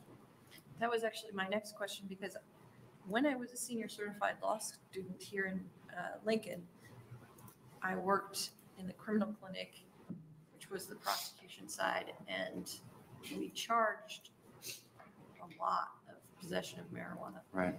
And it was $100 fine then. Right. Then kind of aging myself. What is it now, do you think? Well, if I remember right, Infraction? don't get corrected. For possession of marijuana, first offense infraction is $300 fine. Second offense is $400 fine, 0 to 5 days jail. And third offense is $500 fine, 0 to 7 days jail. So if you have a $300 fine, ostensibly somebody who has enough money can pay it. They pay it like a speeding ticket. Right. It's done, whatever. If they don't have enough money, what happens to them? But you're generally not arrested for the crime itself because it's infraction level. You're going to be cited and released. But say you go to court and you plead, judge, I'll plead guilty, $300 fine. Okay, I want to do a time payment plan. I can pay the rest of it in 6 weeks' time. And they don't pay in 6 weeks' time. There's a date that's entered where they either promise to pay by that date or appear and explain why they didn't pay and ask for more time. But almost will always happen. They won't show up. If they don't have the money, they won't show up for the pay to appear date. Then they'll be arrested on that warrant. And then many times they'll just opt, when they get arrested in jail, to simply sit out that fine. We have this statutory fiction that you earn sort of $150 a day sitting in jail that could be applied toward fines and court costs. And so it's not uncommon for them to sit in the jail for a day or two just to satisfy that debt. So they'll sit in jail to pay off this infraction because they can't afford to do it if they don't have the money. That can happen, yeah. You may remember that this committee and the legislature did change the law to provide for an option where people could pay a portion of it or do community service an option. So sometimes judges will do that. But there still is the option if we don't do any of those things, the state's eventually going to have you arrested and you have to deal with it somehow. And in the meantime, we have to go through, because I don't know if they're still having, free legal help of senior certified law students who are supervised still by an attorney. But in the meantime, they have sort of several steps to get through the bench warrant and all of the different things there. Okay. Thank you. Thank you. Any other questions from the committee? All right, thank you. Next proponent. Anybody else here to testify in favor of the bill? Then we'll go to the first opponent.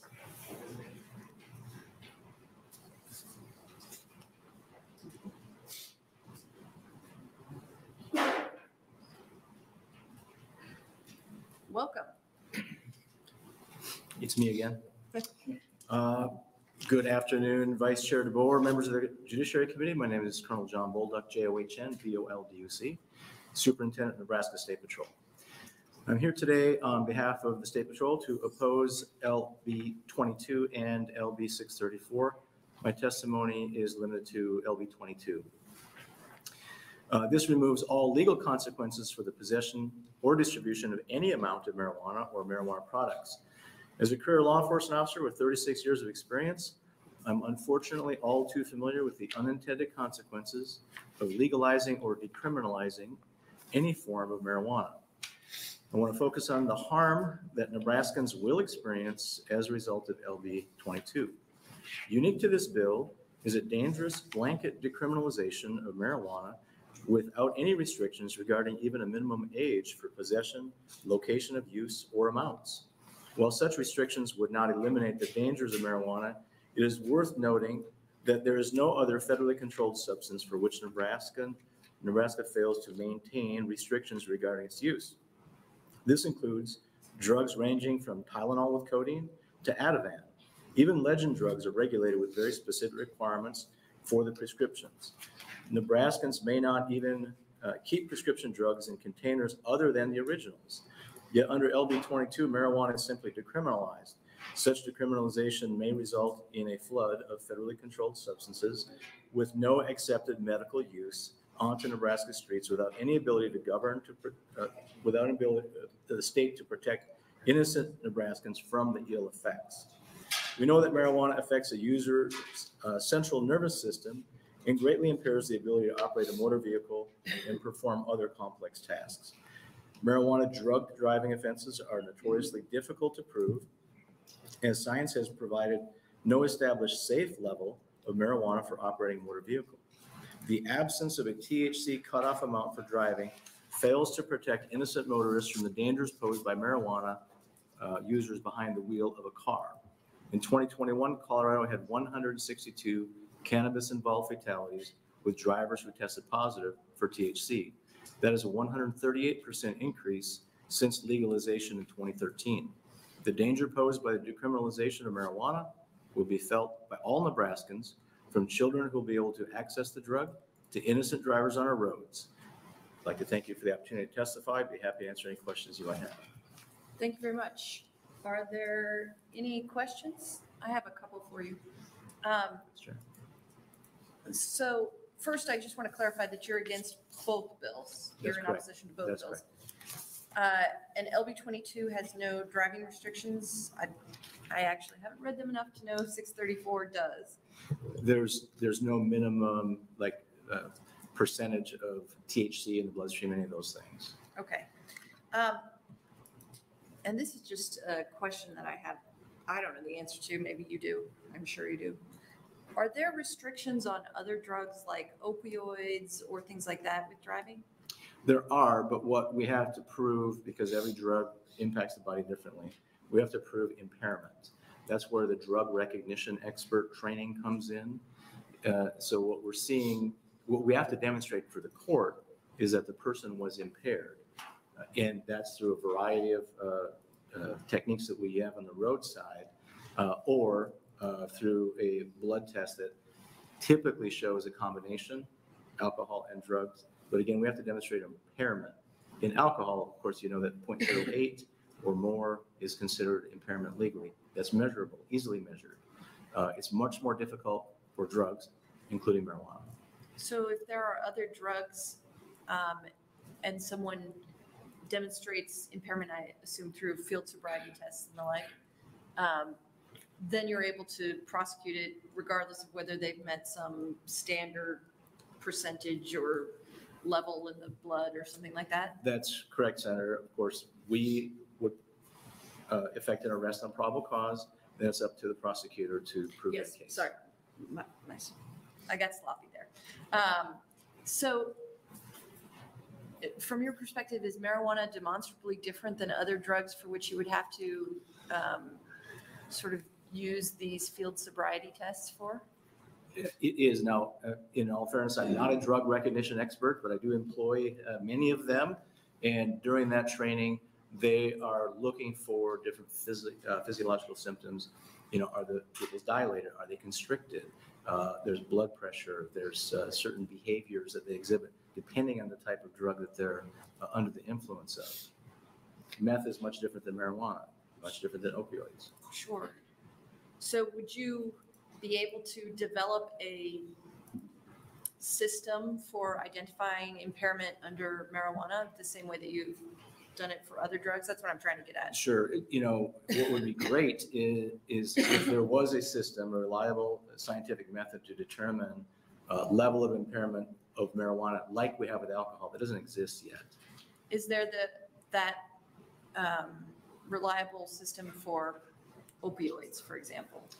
No, again, we have to rely on drug recognition experts and, you know, blood tests. Unfortunately, most of those come, you know, after the fact, after there's been an accident, an arrest, even a fatality, things like that. So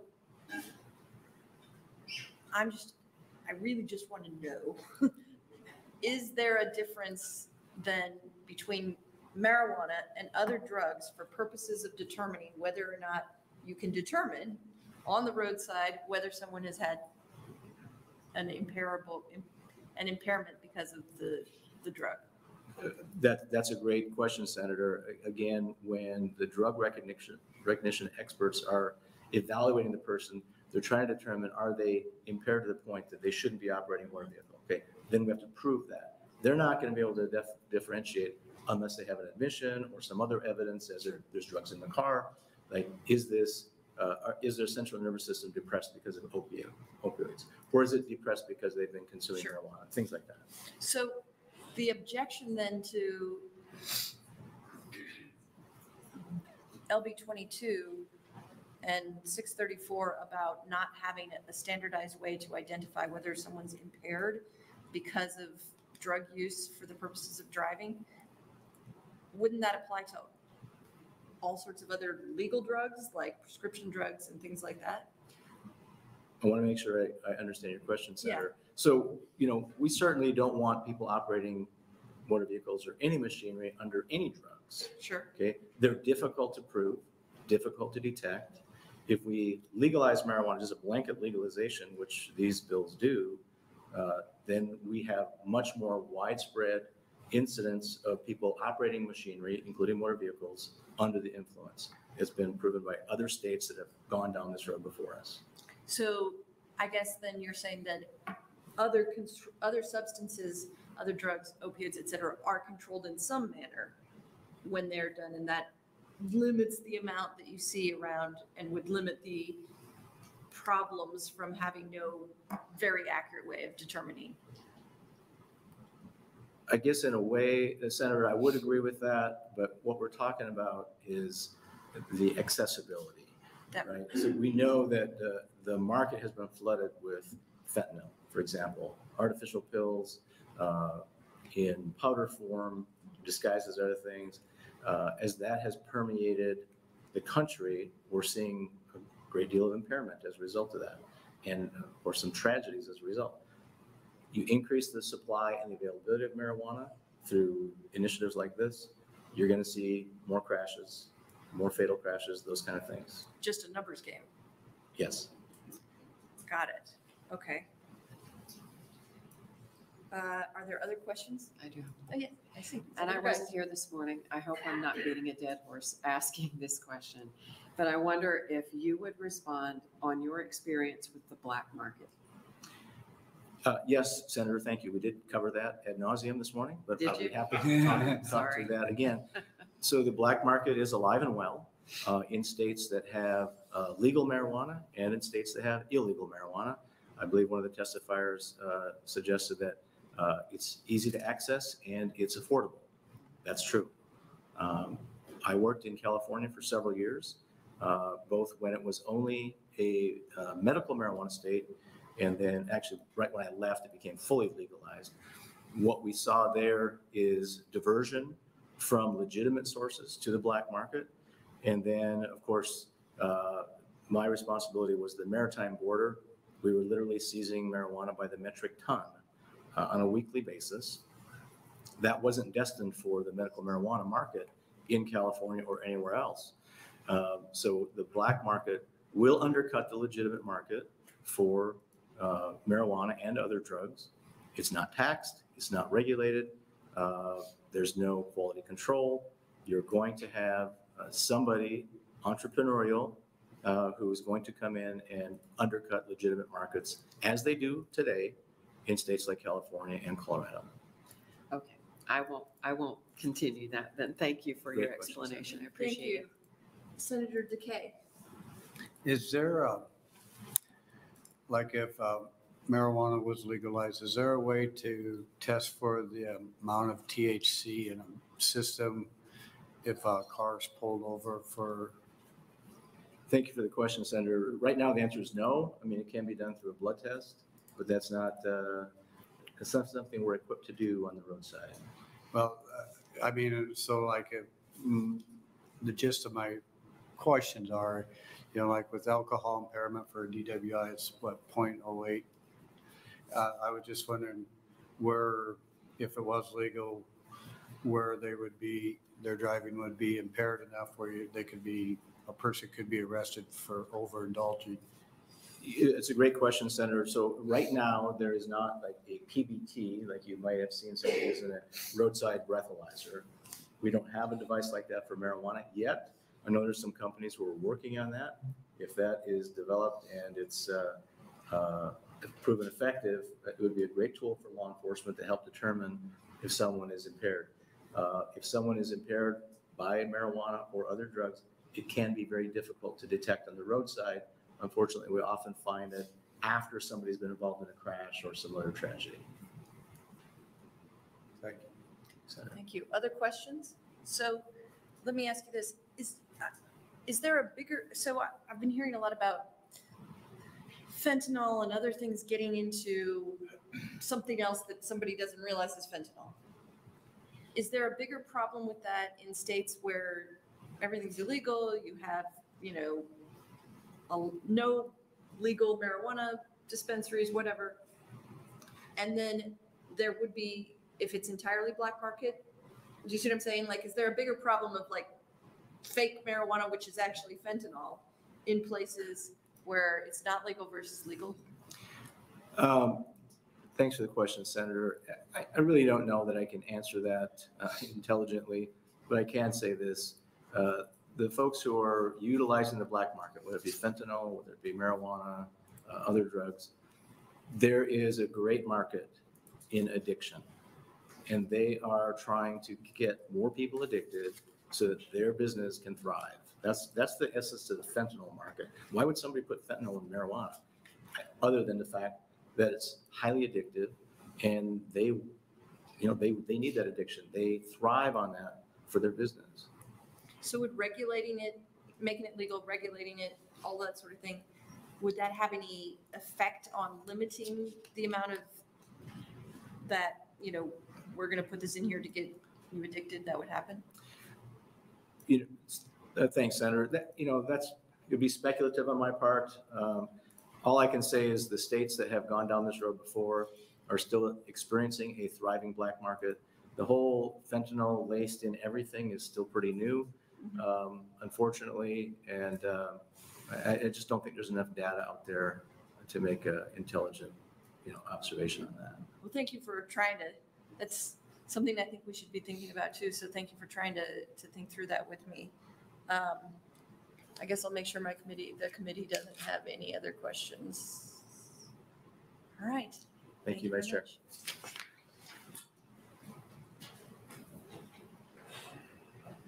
Next opponent.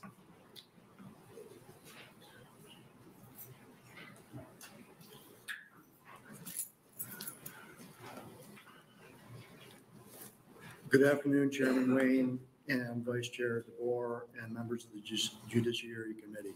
My name is Dr. Roger Donovic. I am the Executive Medical Officer within the Department of Health and Human Services, and I'm a board certified psychiatrist. I'm here to testify in opposition to LB 22 and LB 634.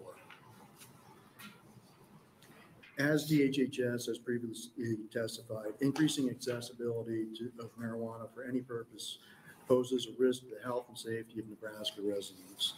At this time, marijuana is not approved by the Food and Drug Administration for any medical uses and is classified by the Federal Drug Enforcement Administration as a Schedule I controlled substance.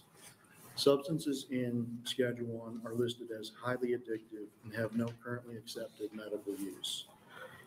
Decriminalizing the use and possession of a Schedule I drug does not protect the health and safety interests of Nebraskans. In 2017, the National Academy of Sciences reviewed the available research on cannabis use and noted the following negative impacts. Substantial evidence exists that smoking cannabis long-term can increase episodes of chronic bronchitis and other respiratory symptoms. Cannabis use is also associated with the increased risk for schizophrenia and other forms of psychosis, as well as motor vehicle accidents. Prenatal exposure to cannabis is associated with lower birth weights. In adolescence, acute cannabis use can impair learning, memory, and attention, and there's evidence of an association between cannabis use and an impaired academic achievement and education outcomes. Heavy cannabis users are more likely to report thoughts of suicide than non-users, and in individuals with bipolar disorder, nearly daily cannabis users show increased symptoms of the disorder than non-users. Additionally, another study in California showed an increase in emergency department visits due to increased cannabis use, particularly among older adults. The number of cannabis-related emergency department visits increased from 366 to 12,167 visits over a 14-year span between 2005 and 2019. These studies show that increased use of marijuana associated with legalization and commercialization will likely lead to increased emergency department visits statewide, which will put even more strain on our already strained healthcare systems. The role of DHHS, Division of Public Health, is to protect the health and safety of Nebraskans. Participating in these two bills to ensure the cultivation, manufacture, distribution, and sales of cannabis in this state, which would be conducted in accordance with the bill, simply promotes the use of I'm going to stop you just for a second because you red light, and then I'll ask you to continue. So Okay. Would you continue? Yes, sorry about that. And the other bill, which moves to decriminalize the use, will essentially increase the potential use of this drug within the state. In summary, Marijuana remains listed in a Schedule 1 on the Drug Enforcement Administration Schedule of Controlled Substances with no approved medical uses. Increased usage may lead to increased negative health impacts and a greater strain on our health systems within the state. Legalization and commercialization of cannabis puts the health and safety of Nebraskans at risk. We respectfully request that the Judiciary Committee not advance this legislation. Thank you for the opportunity to testify today, and I'd be happy to answer any questions. Are there any questions for this testifier? I'll ask you, in the study that showed that there were more emergency room visits, do you know what the nature of those emergency room visits was? Did it say in the literature? I would have to get the paper and send you the paper to look at the exact breakdown, but a lot of it is for psychiatric symptoms and things like that, psychosis. Okay, so your recollection at the time, I mean, and I would love to see that, Yeah. so please send that to me. Okay. Would be that it was mainly, or largely at least, mental health issues?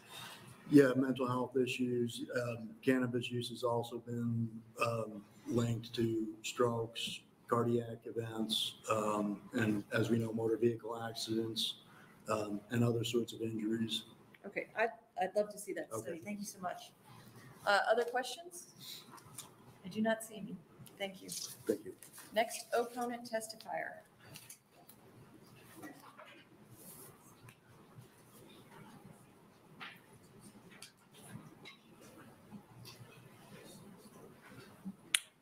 Welcome. Thank you. Good afternoon, Vice Chair DeBoer and members of the Judiciary Committee. My name is Laurel Muting. It's Lorelle, last name Mueting. I'm the Prevention Director at Heartland Family Service, and I'm here to testify in opposition to LB 22 and LB 634. As the Prevention Director, our team's goal is to prevent people from having problems with alcohol and other drugs. I have many concerns with LB 634. Sound public policy should be based on science and research with public safety at the forefront of policy, not based simply on what people want. This bill is not good public policy because it puts public safety at risk. Just to be clear, we're not talking about the marijuana of the 1930s or the 1970s or even the 2000s. The marijuana that this legislation would bring to our state is highly potent and highly addictive. In other commercialized states, edibles, vapes, and concentrates make up 95% of the market. And these are not things that are grown naturally. So when you hear people talk about legalizing a plant, that's not what these bills would do. Sure, they would legalize the plant, but that's not what the products that people are going to be selling with these bills. It's clear by legalizing marijuana and THC, this will increase access. When we increase access to a substance, people are going to use it more, not less. When people use it more, we will inevitably see more impairment problems that affect more than just the person using. Marijuana is a psychoactive substance, which means it causes a high, and when under the influence of THC, a person does not have the ability to make good decisions. This is why this bill is a public safety concern, because when people use THC, other problems happen that don't just affect the person using, like car crashes, fatalities from car crashes, increased crime, child abuse and neglect, social problems, employment problems, ER visits, and the list goes on. So I would please ask you to vote no on this bill to protect the health and safety of all Nebraskans. And in addition, for LB 22, there is no need for this bill. It's defined as a decriminalization bill, but really it would just outright legalize marijuana and allow for the commercialization of it, including edible products. When a for-profit industry that's based on addiction is given a foothold in a state, it doesn't take very long to see the problems that come with it. So I just want you to understand that there are many Nebraskans who do not want to legalize marijuana for commercialization or recreational use or whatever you want to call it. Many of us want to live in a state we are proud to call home that's free from all the problems that come from commercialized marijuana. I'd be happy to entertain any questions. Thank you. Are there any questions from the committee? I do not see any. Thank you. Thank you. Next opponent testifier.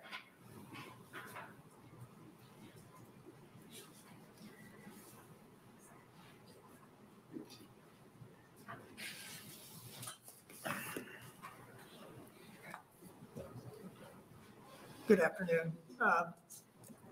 Vice Chair DeVore, members of the committee, my name is Corey O'Brien, Corey_Brien. I am Chief Prosecutor in the Nebraska Attorney General's Office. Today I appear on behalf of Attorney General Mike Hilgers in the Nebraska Attorney General's Office in opposition to both LB 22 and LB 634. As the Attorney General, Mike Hilgers set forth this morning, the legalization of marijuana is wrong for Nebraska and is unconstitutional because marijuana, the highly concentrated and potent THC products that would be legalized under these bills, as of this very moment, are listed as a Schedule I drug, both under Nebraska law, but more importantly, under the federal drug control schedules. And any bill that would conflict with the law, with that law, the federal law in particular, violates the Supremacy Clause. Because of the Attorney General's sworn obligation to uphold the United States Constitution and Nebraska law enforcement's ability to have a similar duty to enforce federal law, the Nebraska Attorney General's Office is opposed to LB 22 and LB 634. I'd certainly be willing to answer any questions. I did want to answer or respond to the question that Senator Geist posed to Colonel Baldock. I have sat in a number of proffers, interviews with high-level cartel members over the years. There is zero chance that they're going to evaporate or disappear if we legalize marijuana. In fact, my colleagues in Colorado that I talk to quite frequently says that their black market has expanded simply for the fact that marijuana is so profitable to the cartels and the consumer base or customer base has expanded as a result of legalization. So that is one fear that the Attorney General's office has, is that the black market will actually expand and not contract as some of the advocates have predicted. Are there any questions? I have a question about the Supremacy Clause that is going to show my ignorance, remembering this from law school. If we in Nebraska simply made no statement about any of the federal drugs, we just didn't have a law one way or another about it, would that violate the Supremacy Clause? If we were not to have laws that ban any drugs. We didn't make them legal. We just also didn't make them illegal. No, because the federal law would take precedence over, it would be the law of the land in the state of Nebraska. And then if we did not have a state crime for something that the federal law made illegal, let's say. There's several. Yeah, okay. So we don't have one. We couldn't prosecute someone for the federal law from the state level. Is that right? That's true. Okay. But I also have the obligation to enforce federal law. Yeah, so that's what I'm trying to tease out. So if we don't have a state law and there's, somebody's laughing at me. We don't have a state law, but there is a federal law and we can't enforce something because there's no state law on the subject. Then you're in the situation where you have to enforce a federal law and yet you don't have a state law to enforce it by. Would that go to the federal system and the feds would have to enforce it somehow? Correct. For instance, Nebraska doesn't have a statute that currently prohibits felons from possessing ammunition. Those come across my desk every day and law enforcement officers encounter that every day. And so those cases then get referred to the federal prosecutors for their prosecution of those crimes. So if we just either by us or by federal law or by our state or local law enforcement. If we just didn't have a law against marijuana, then arguably you'd have to just refer it to the feds? Arguably, yes. So there's no law for me to enforce in state court. Right. So with respect to the Supremacy Clause in criminal law, I can do this stuff when it comes to railroads, but now we're doing criminal law. It's a lot harder for me to get my mind around it. So with respect to criminal law, if we just don't have anything in the area, because normally the federal law takes over the field, but it's this weird system with criminal law where the federal law exists and the state law exists kind of at the same time. And although we would defer based on the supremacy clause to the federal law, if we don't have any way to prosecute it through the state system, then arguably if the feds decided to just not do anything about it, we couldn't do anything about them not doing anything about it, right? The supremacy clause, I mean, its chief purpose is if there's a conflict between one set of laws, be it the state law or the federal law, they conflict with one another. The highest law of the land is federal law, and it takes precedence. So if we just didn't have anything, we wouldn't have a mechanism for prosecuting it, but we wouldn't be in violation of the supremacy clause because we just don't have a mechanism for prosecuting it. We're not necessarily saying it's legal, we just don't have a mechanism for prosecuting it. Would that be right? Again, if there's no law for me to prosecute somebody in federal court, then, or I'm sorry, in state court, then there's nothing I can do. So then you would just pass it on to the federal. All right, thank you. That was very helpful. Any other questions? Thank you. Thank you.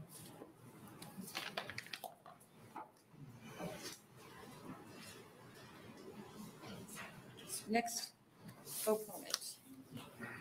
Can I pass out the 22 and 631?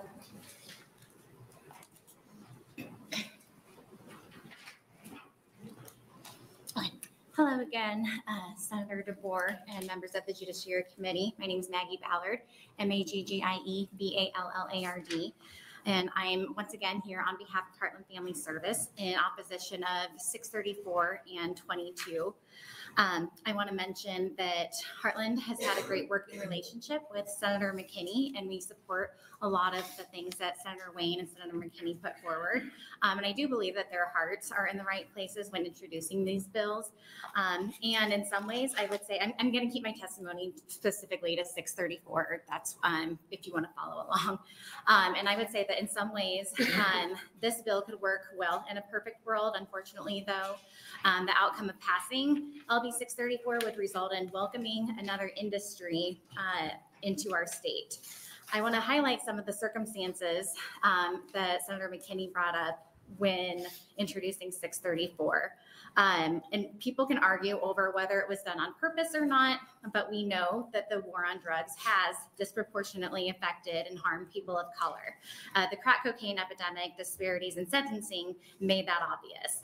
Unfortunately, we see that disparities remain in sentencing around alcohol, despite it being legal. Changing the legal status of a drug does not undo systemic racism. Alcohol is legal, and we see that while African American people are less likely than non-Hispanic white people to drink and binge drink, they are more likely to experience the harms from alcohol consumption. Across our nation, Black, Indigenous, and people of color are arrested at disproportionately higher rates for alcohol-related offenses. So while all these things are true, unfortunately, this bill would not reduce the prison population, prevent police from enforcing the law with prejudice, or prevent the courts from sentencing with prejudice. Giving a license to a business owner to sell marijuana in the communities that have been hurt the most and calling it an equity clause does not solve the problem either. Again, looking at alcohol as an example, liquor stores selling lottery tickets and cigarettes overwhelm communities of color so that people live closer to a store that sells liquor, tobacco, and lottery tickets than stores that sell fresh vegetables. The last thing I want to bring up, and I'm kind of surprised I haven't heard it talked about more today. If I run out of time, I hope you'll ask some questions about it. Delta 8, Delta 10, THCA, and more derivatives of the cannabis plant have been and continue to be sold here in Nebraska as soon as the hemp law passed in 2018. We have an industry here, and we need to start thinking of ways to regulate them before we consider bringing in Delta 9 THC. So for this reason, I respectfully ask you to indefinitely postpone LB 634. I also would like to go on record as saying that when it comes to the decriminalization bill of LB 22, I think reducing the fine from $300 would be something that we would support. All right, thank you for your testimony. Any questions from the committee? Don't see any today. Can I answer a couple questions I heard asked someone else? Typically, we don't do that. It did last But time. we'll let Senator Decay ask you a question. What were the questions you heard that you would like to answer? I would be happy. Thank you for your question, Senator Decay. When Senator DeBoer asked about ER visits in other states, I was kind of surprised to hear the quote be about older adults, because what we come across is much more data around like poison control center calls and ER visits for children that have accidentally ingested edibles, especially from their parents. Another common condition that people are being seen for in the ER is, and it's really hard for me to pronounce, I'm going to butcher it, hyperemesis gravidarum. So it's characterized by a lot of vomiting and nausea, and it is common in very, very, very heavy cannabis consumers. And usually the only relief that people will get is being under a shower and letting the steam penetrate them. So it's kind of a mysterious thing, and it's not, there's not exactly any rhyme or reason why some heavy cannabis users get it more often than others. But overwhelmingly, and I've heard this from some of our clients at Heartland Family Service, when people are oftentimes going to the hospital because of accidentally ingesting, it's because it's so much more powerful than they thought it was going to be. We know if I were to smoke marijuana, the high I'm going to get from it is going to hit me pretty much right away. Whereas if I eat something like an edible, it's going to take anywhere from 45 minutes all the way up to 4 hours before that high actually sets in. So if I don't realize that and I follow the directions on the package, I'm eating 1/10 of a brownie, I wait 20, 30 minutes, I don't feel anything, then what am I going to do? I'm going to continue eating more. So then by the time that high actually sets in, there's an increased chance of me having more of that sick feeling that I wouldn't have gotten if I had followed the original directions. All right, any other questions? I don't see any. Next opponent testifier.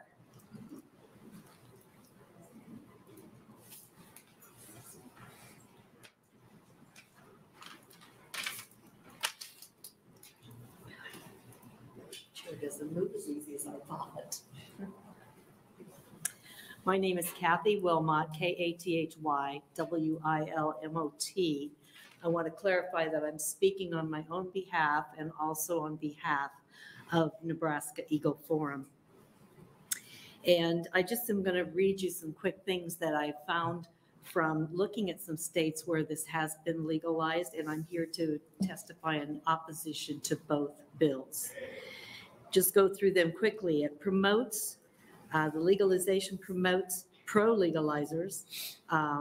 It gives promises, but those promises have never really materialized in the various states. And you heard many of the promises here today. The black market has actually increased, not decreased. And also more teens are become users in legalized states. And they often then use more often. And the chemicals or the product they use is stronger. Marijuana-related arrests do not decrease. The arrests are disproportionate to the races. Also, marijuana tax revenues are much lower than those that are normally promised, and they don't come close to covering the costs that are actually we see from the harms that occur. Regulations are weak or non-existent. Also, more law enforcement resources are needed to deal with marijuana after legalization. And some of the harms have also increased in legal states. Youth addiction's up. Teen addiction to marijuana is doubled from what it is for alcohol. Marijuana-related auto collisions and deaths are definitely up. The ER visits that you heard about, also the cardiac things that are reported at the ER. Marijuana is the most common illicit drug identified in impaired drivers. The risk of motor vehicle collisions increases twofold, and I know in Colorado especially they were really high after legalization. Teen suicides have increased, and marijuana actions out in, I know, Colorado. Some of the farmers have really had trouble in the rural areas because some of the farmers are raising it, some do not wish to. Hemp spreads terribly. I know as living on a farm, I just didn't even like hemp being legalized because now we're fighting that all the time. But they get pressure through of the cartels coming in that are pressuring people that are raising the marijuana to sell to them, and it's causing a lot of difficulty between neighbors there. I have relatives in Oregon and Colorado, and neighborhoods have absolutely gone to pot. People are living on the streets. So there's a lot of side things that begin to happen that I don't think we want here. And also I would rather protect the youth and try to work with them. All right, thank you for your testimony. Are there questions? Thank you. Don't see any right now. Next opponent.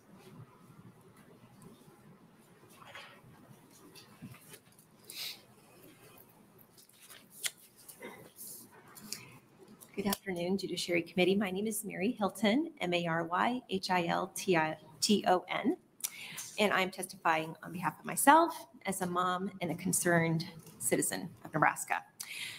I have many concerns about this bill, which will create an atmosphere of drug use in Nebraska. First, LB 634 creates a huge bureaucratic framework that will be expensive. Yet the bill does not come with a fiscal note.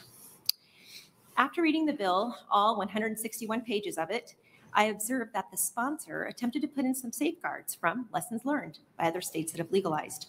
But after studying marijuana legalization consequences for the last 6 years, the facts dictate that marijuana cannot be controlled.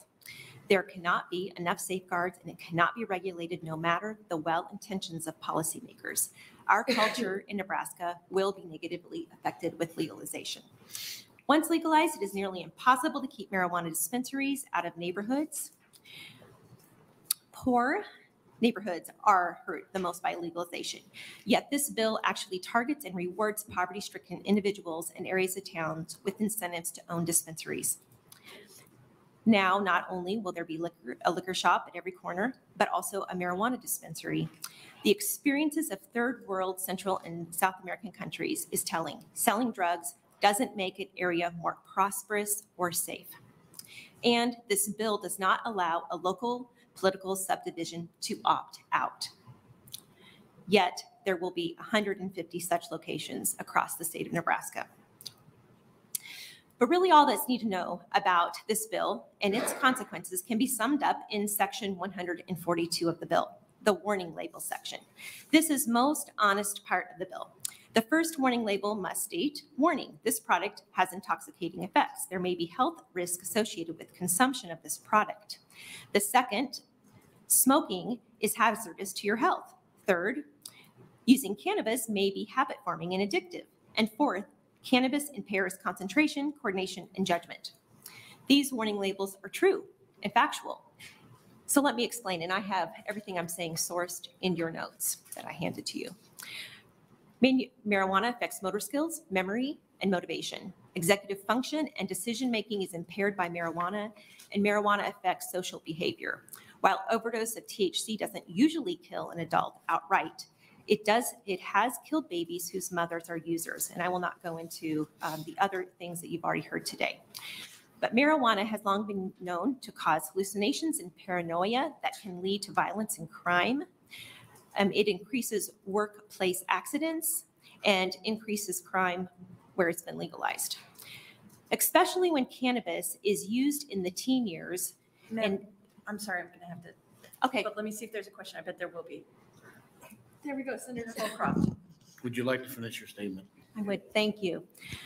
So, especially when cannabis is used in the teen years, and teen use definitely does increase. That's what the statistics show.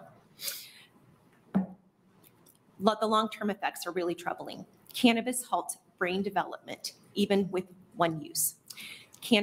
Adolescent cannabis use can lead to adult addiction, adult depression, and adult mental illness. This is what the long-term medical studies show, and the sources of that are in my notes. Marijuana is harmful, addictive, and it does kill. The Colorado Centennial Report recently stated that 70% of drivers admit to driving high that are users, and 20% admit to driving high every day and say that they believe that it makes them better drivers. Drugged driving with marijuana does kill. Marijuana kills in that it has led to suicide. Studies show that there is a 7-time increase in suicide attempts among teenage marijuana users. Colorado Springs has experienced an epidemic of teenage use linked to marijuana use, teenage suicide linked to marijuana use. So overall, marijuana predicts less success. Pot legalization hurts kids, families, neighborhoods, schools, and cities, and this is evident from California to Oregon to Colorado to Illinois and Florida. So I would encourage you to oppose both of these bills. All right. Are there other questions? I do not see any. Thank you so much. Thank you for your time. Next opponent. Is there anyone here who would like to testify in opposition to the bill?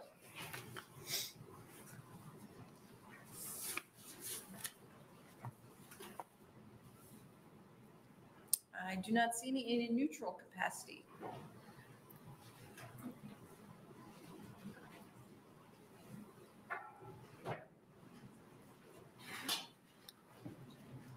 Good afternoon, Vice Chairman DeBoer and members of the Judiciary. My name is Bill Hawkins, and I'm coming in as a neutral position on LB 22. LB 22 doesn't have a regulated system. I want to thank Senator Wayne and his staff, Senator McKinney and his staff, for putting together a tremendous presentation on this cannabis issue. The cannabis issue here in the country is a big issue. You've heard from opposition, you've heard from proponents. In a neutral position with Senator Wayne's bill, there is no tax and regulated system, and there are no controls. And so even though that would be great, I could carry as much cannabis as I wanted, I could grow as much as I wanted, and it would be a free-for-all. And that's not what cannabis users today want. You've heard of the sky is falling here, that teen use is up, everything is up. Drug driving, marijuana related is not marijuana caused. And I want to just explain that to you. One question Senator DeKay had was the difference between cigarettes and cannabis. Nicotine is a poison. It's an insecticide that has been used for decades, centuries. It will kill you. An extract of nicotine, if you drink it, will kill you. Cannabis is a medicinal herb that doesn't have a toxic level. And both my parents died of lung cancer, and so I know firsthand the devastating effects of nicotine and alcohol. So I encourage you to look at both these bills, but we need a tax and regulated system. The number of states, New York, Missouri, Illinois, Maryland, all the eastern states are all legalizing cannabis. They're ending this war on drugs. So I encourage you to look at these bills and step up and accept the fact that cannabis use is here and it's time to tax and regulate it.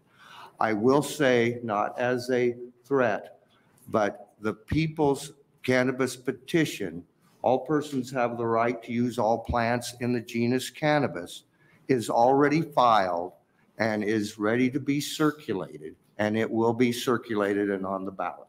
So I want to thank you for your time, and I appreciate your interest in this subject. Okay, thank you. I did sort of lose track of which bills you've testified on and which you didn't.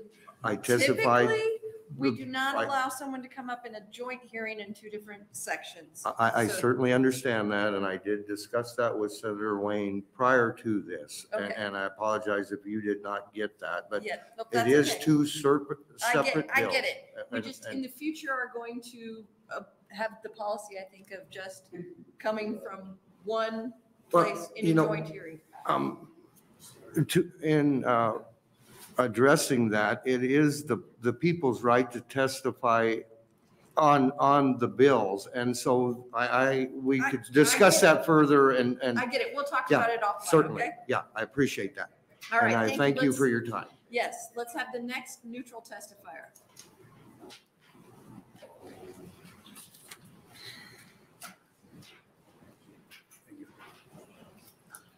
Good afternoon, Vice Chairman DeBoer, members of the Judiciary Committee. Had to make sure I didn't say General Affairs there. I'm sorry, on a different states.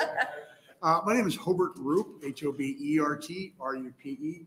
I currently serve as the Executive Director of the Nebraska Liquor Control Commission. And I want to make it clear that on the main thrust of both these bills, in fact, we have no position on LB 22, on LB 634, we're neutral. Where we want to bring up to the attention is on if they were to go forward, is on the enactment. What this does is creates a whole nother regulatory body. We've been involved in monitoring this issue for almost 20 years, ever since the possibility of legalized recreational marijuana was brought up through the National Conference of Liquor Administrators, which I'm a past president, has been monitoring these bills and keeping them discussed. And as you'll notice, what I'll call the original, the OG4 of those states, Colorado and California both created their own separate entities. Oregon and Washington rolled it into their duties of their liquor control commissions in both those states. And you've seen sort of about a 50-50 split of that. Some of them have rolled it in to their existing regulatory bodies, and some have created other ones.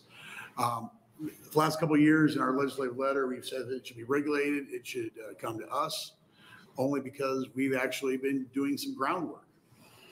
As some of you may or may not know, we are finally upgrading our 30-plus-year-old computer system. Should be going online, knock on wood, second quarter of 2024. As part of the RFP for that, we specifically said, does your process have a cannabis component which could be added on at a cost saving as opposed to building a brand new computer system? I looked at the fiscal note, I was a little shocked.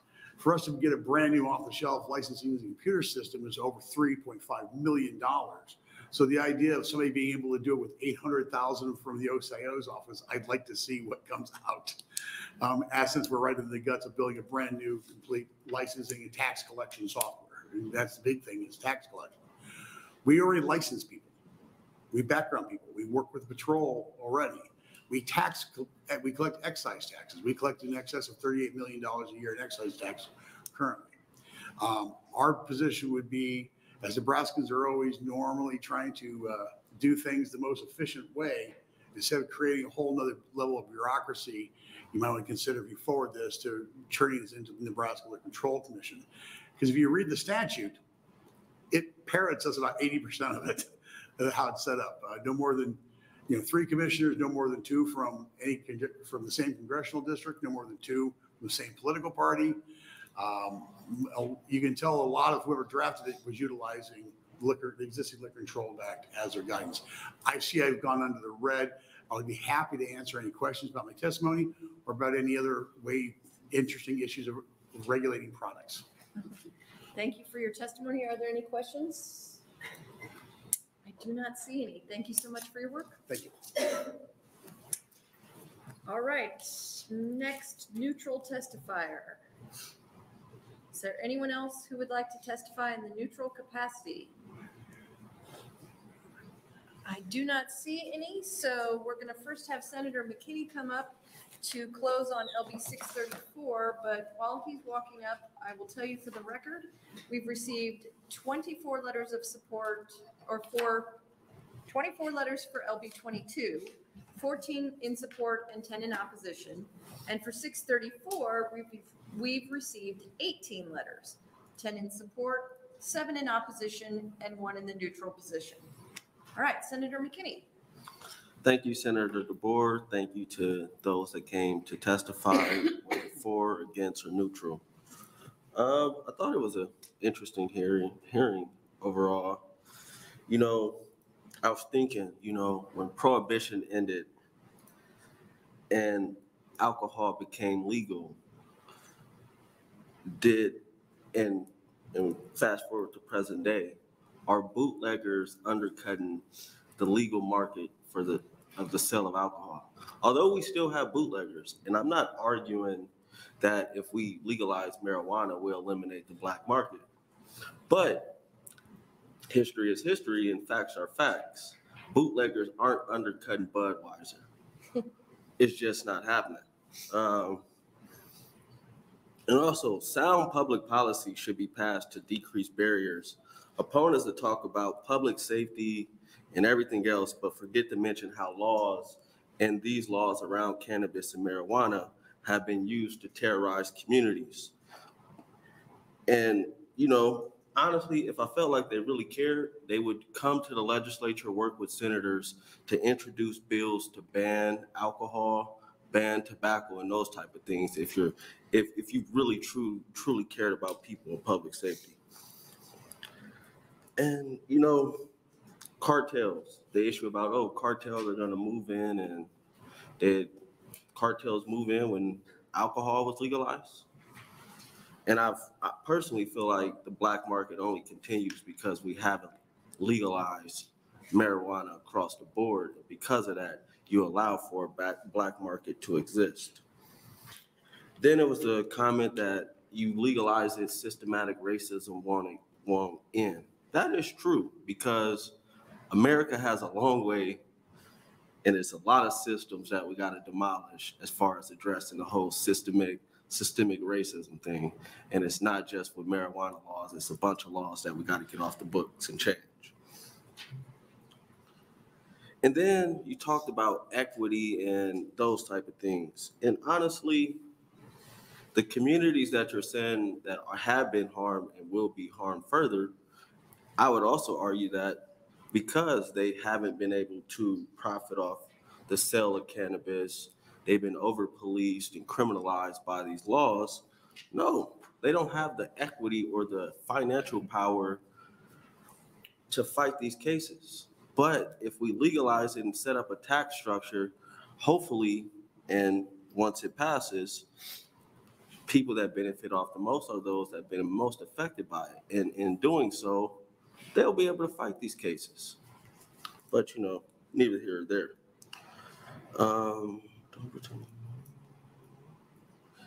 And then it's like this mention of caring about poor people and what's going to happen to poor people. Well, marijuana has been illegal my whole life. And North Omaha has been poor my whole life. Don't use this, your argument against this bill, to say I care about poor people. Because if you did, you'd be fighting for changes to eliminate poverty. And I don't think that's happening. I think ignorance and racism affect life outcomes, poor educational outcomes, poor housing, and low economic input. And that comes from the opposition of this bill. And, you know, I used cannabis before in my life as a teen, as an adult. I became a state senator. I have 2 college degrees. I'm in law school, and I think my brain development is fine. And I'm open to the Liquor and Control Commission regulating it. I have no problem with that. We got these, if you know how bill drafting went this session, details were sometimes missed in a lot of bills, but I'm open to working on an amendment to make it better. Thank you. Thank you. Are there questions for Senator McKinney? I do not see any, Senator McKinney. That will bring us to LB 22 and a closing by Senator Wayne. Because I'm lazy. Justin Wayne, I won't say a whole lot, but the idea of the federal government, wait for the federal government, just that line of thinking, there are things we do as a state that go up to the U.S. Supreme Court in which they reverse themselves. They do that because a state passed a law. So it'd be like the supremacy clause and the law of the land. If that's the case, then laws would never be overturned, unconstitutional, or ever challenged, especially at the federal level. We have a history. In fact, our country was founded on the history of states challenging the federal laws and taking them to the Supreme Court and making them rule on them. I mean, if that's the case, wait for the federal government, then we wouldn't pass a lot of bills that we explicitly challenge the federal government all the time. So with that, I'll answer any questions. Are there questions for Senator Wayne? Senator Wayne, I do have a question about the supremacy clause for you. Okay. So the supremacy clause, I think the negative supremacy clause only comes from the commerce clause. It's an interstate commerce clause, negative supremacy clause. So that if it's the occupy the field negative commerce clause, that only comes through occupy the field negative supremacy clause only comes through the commerce clause.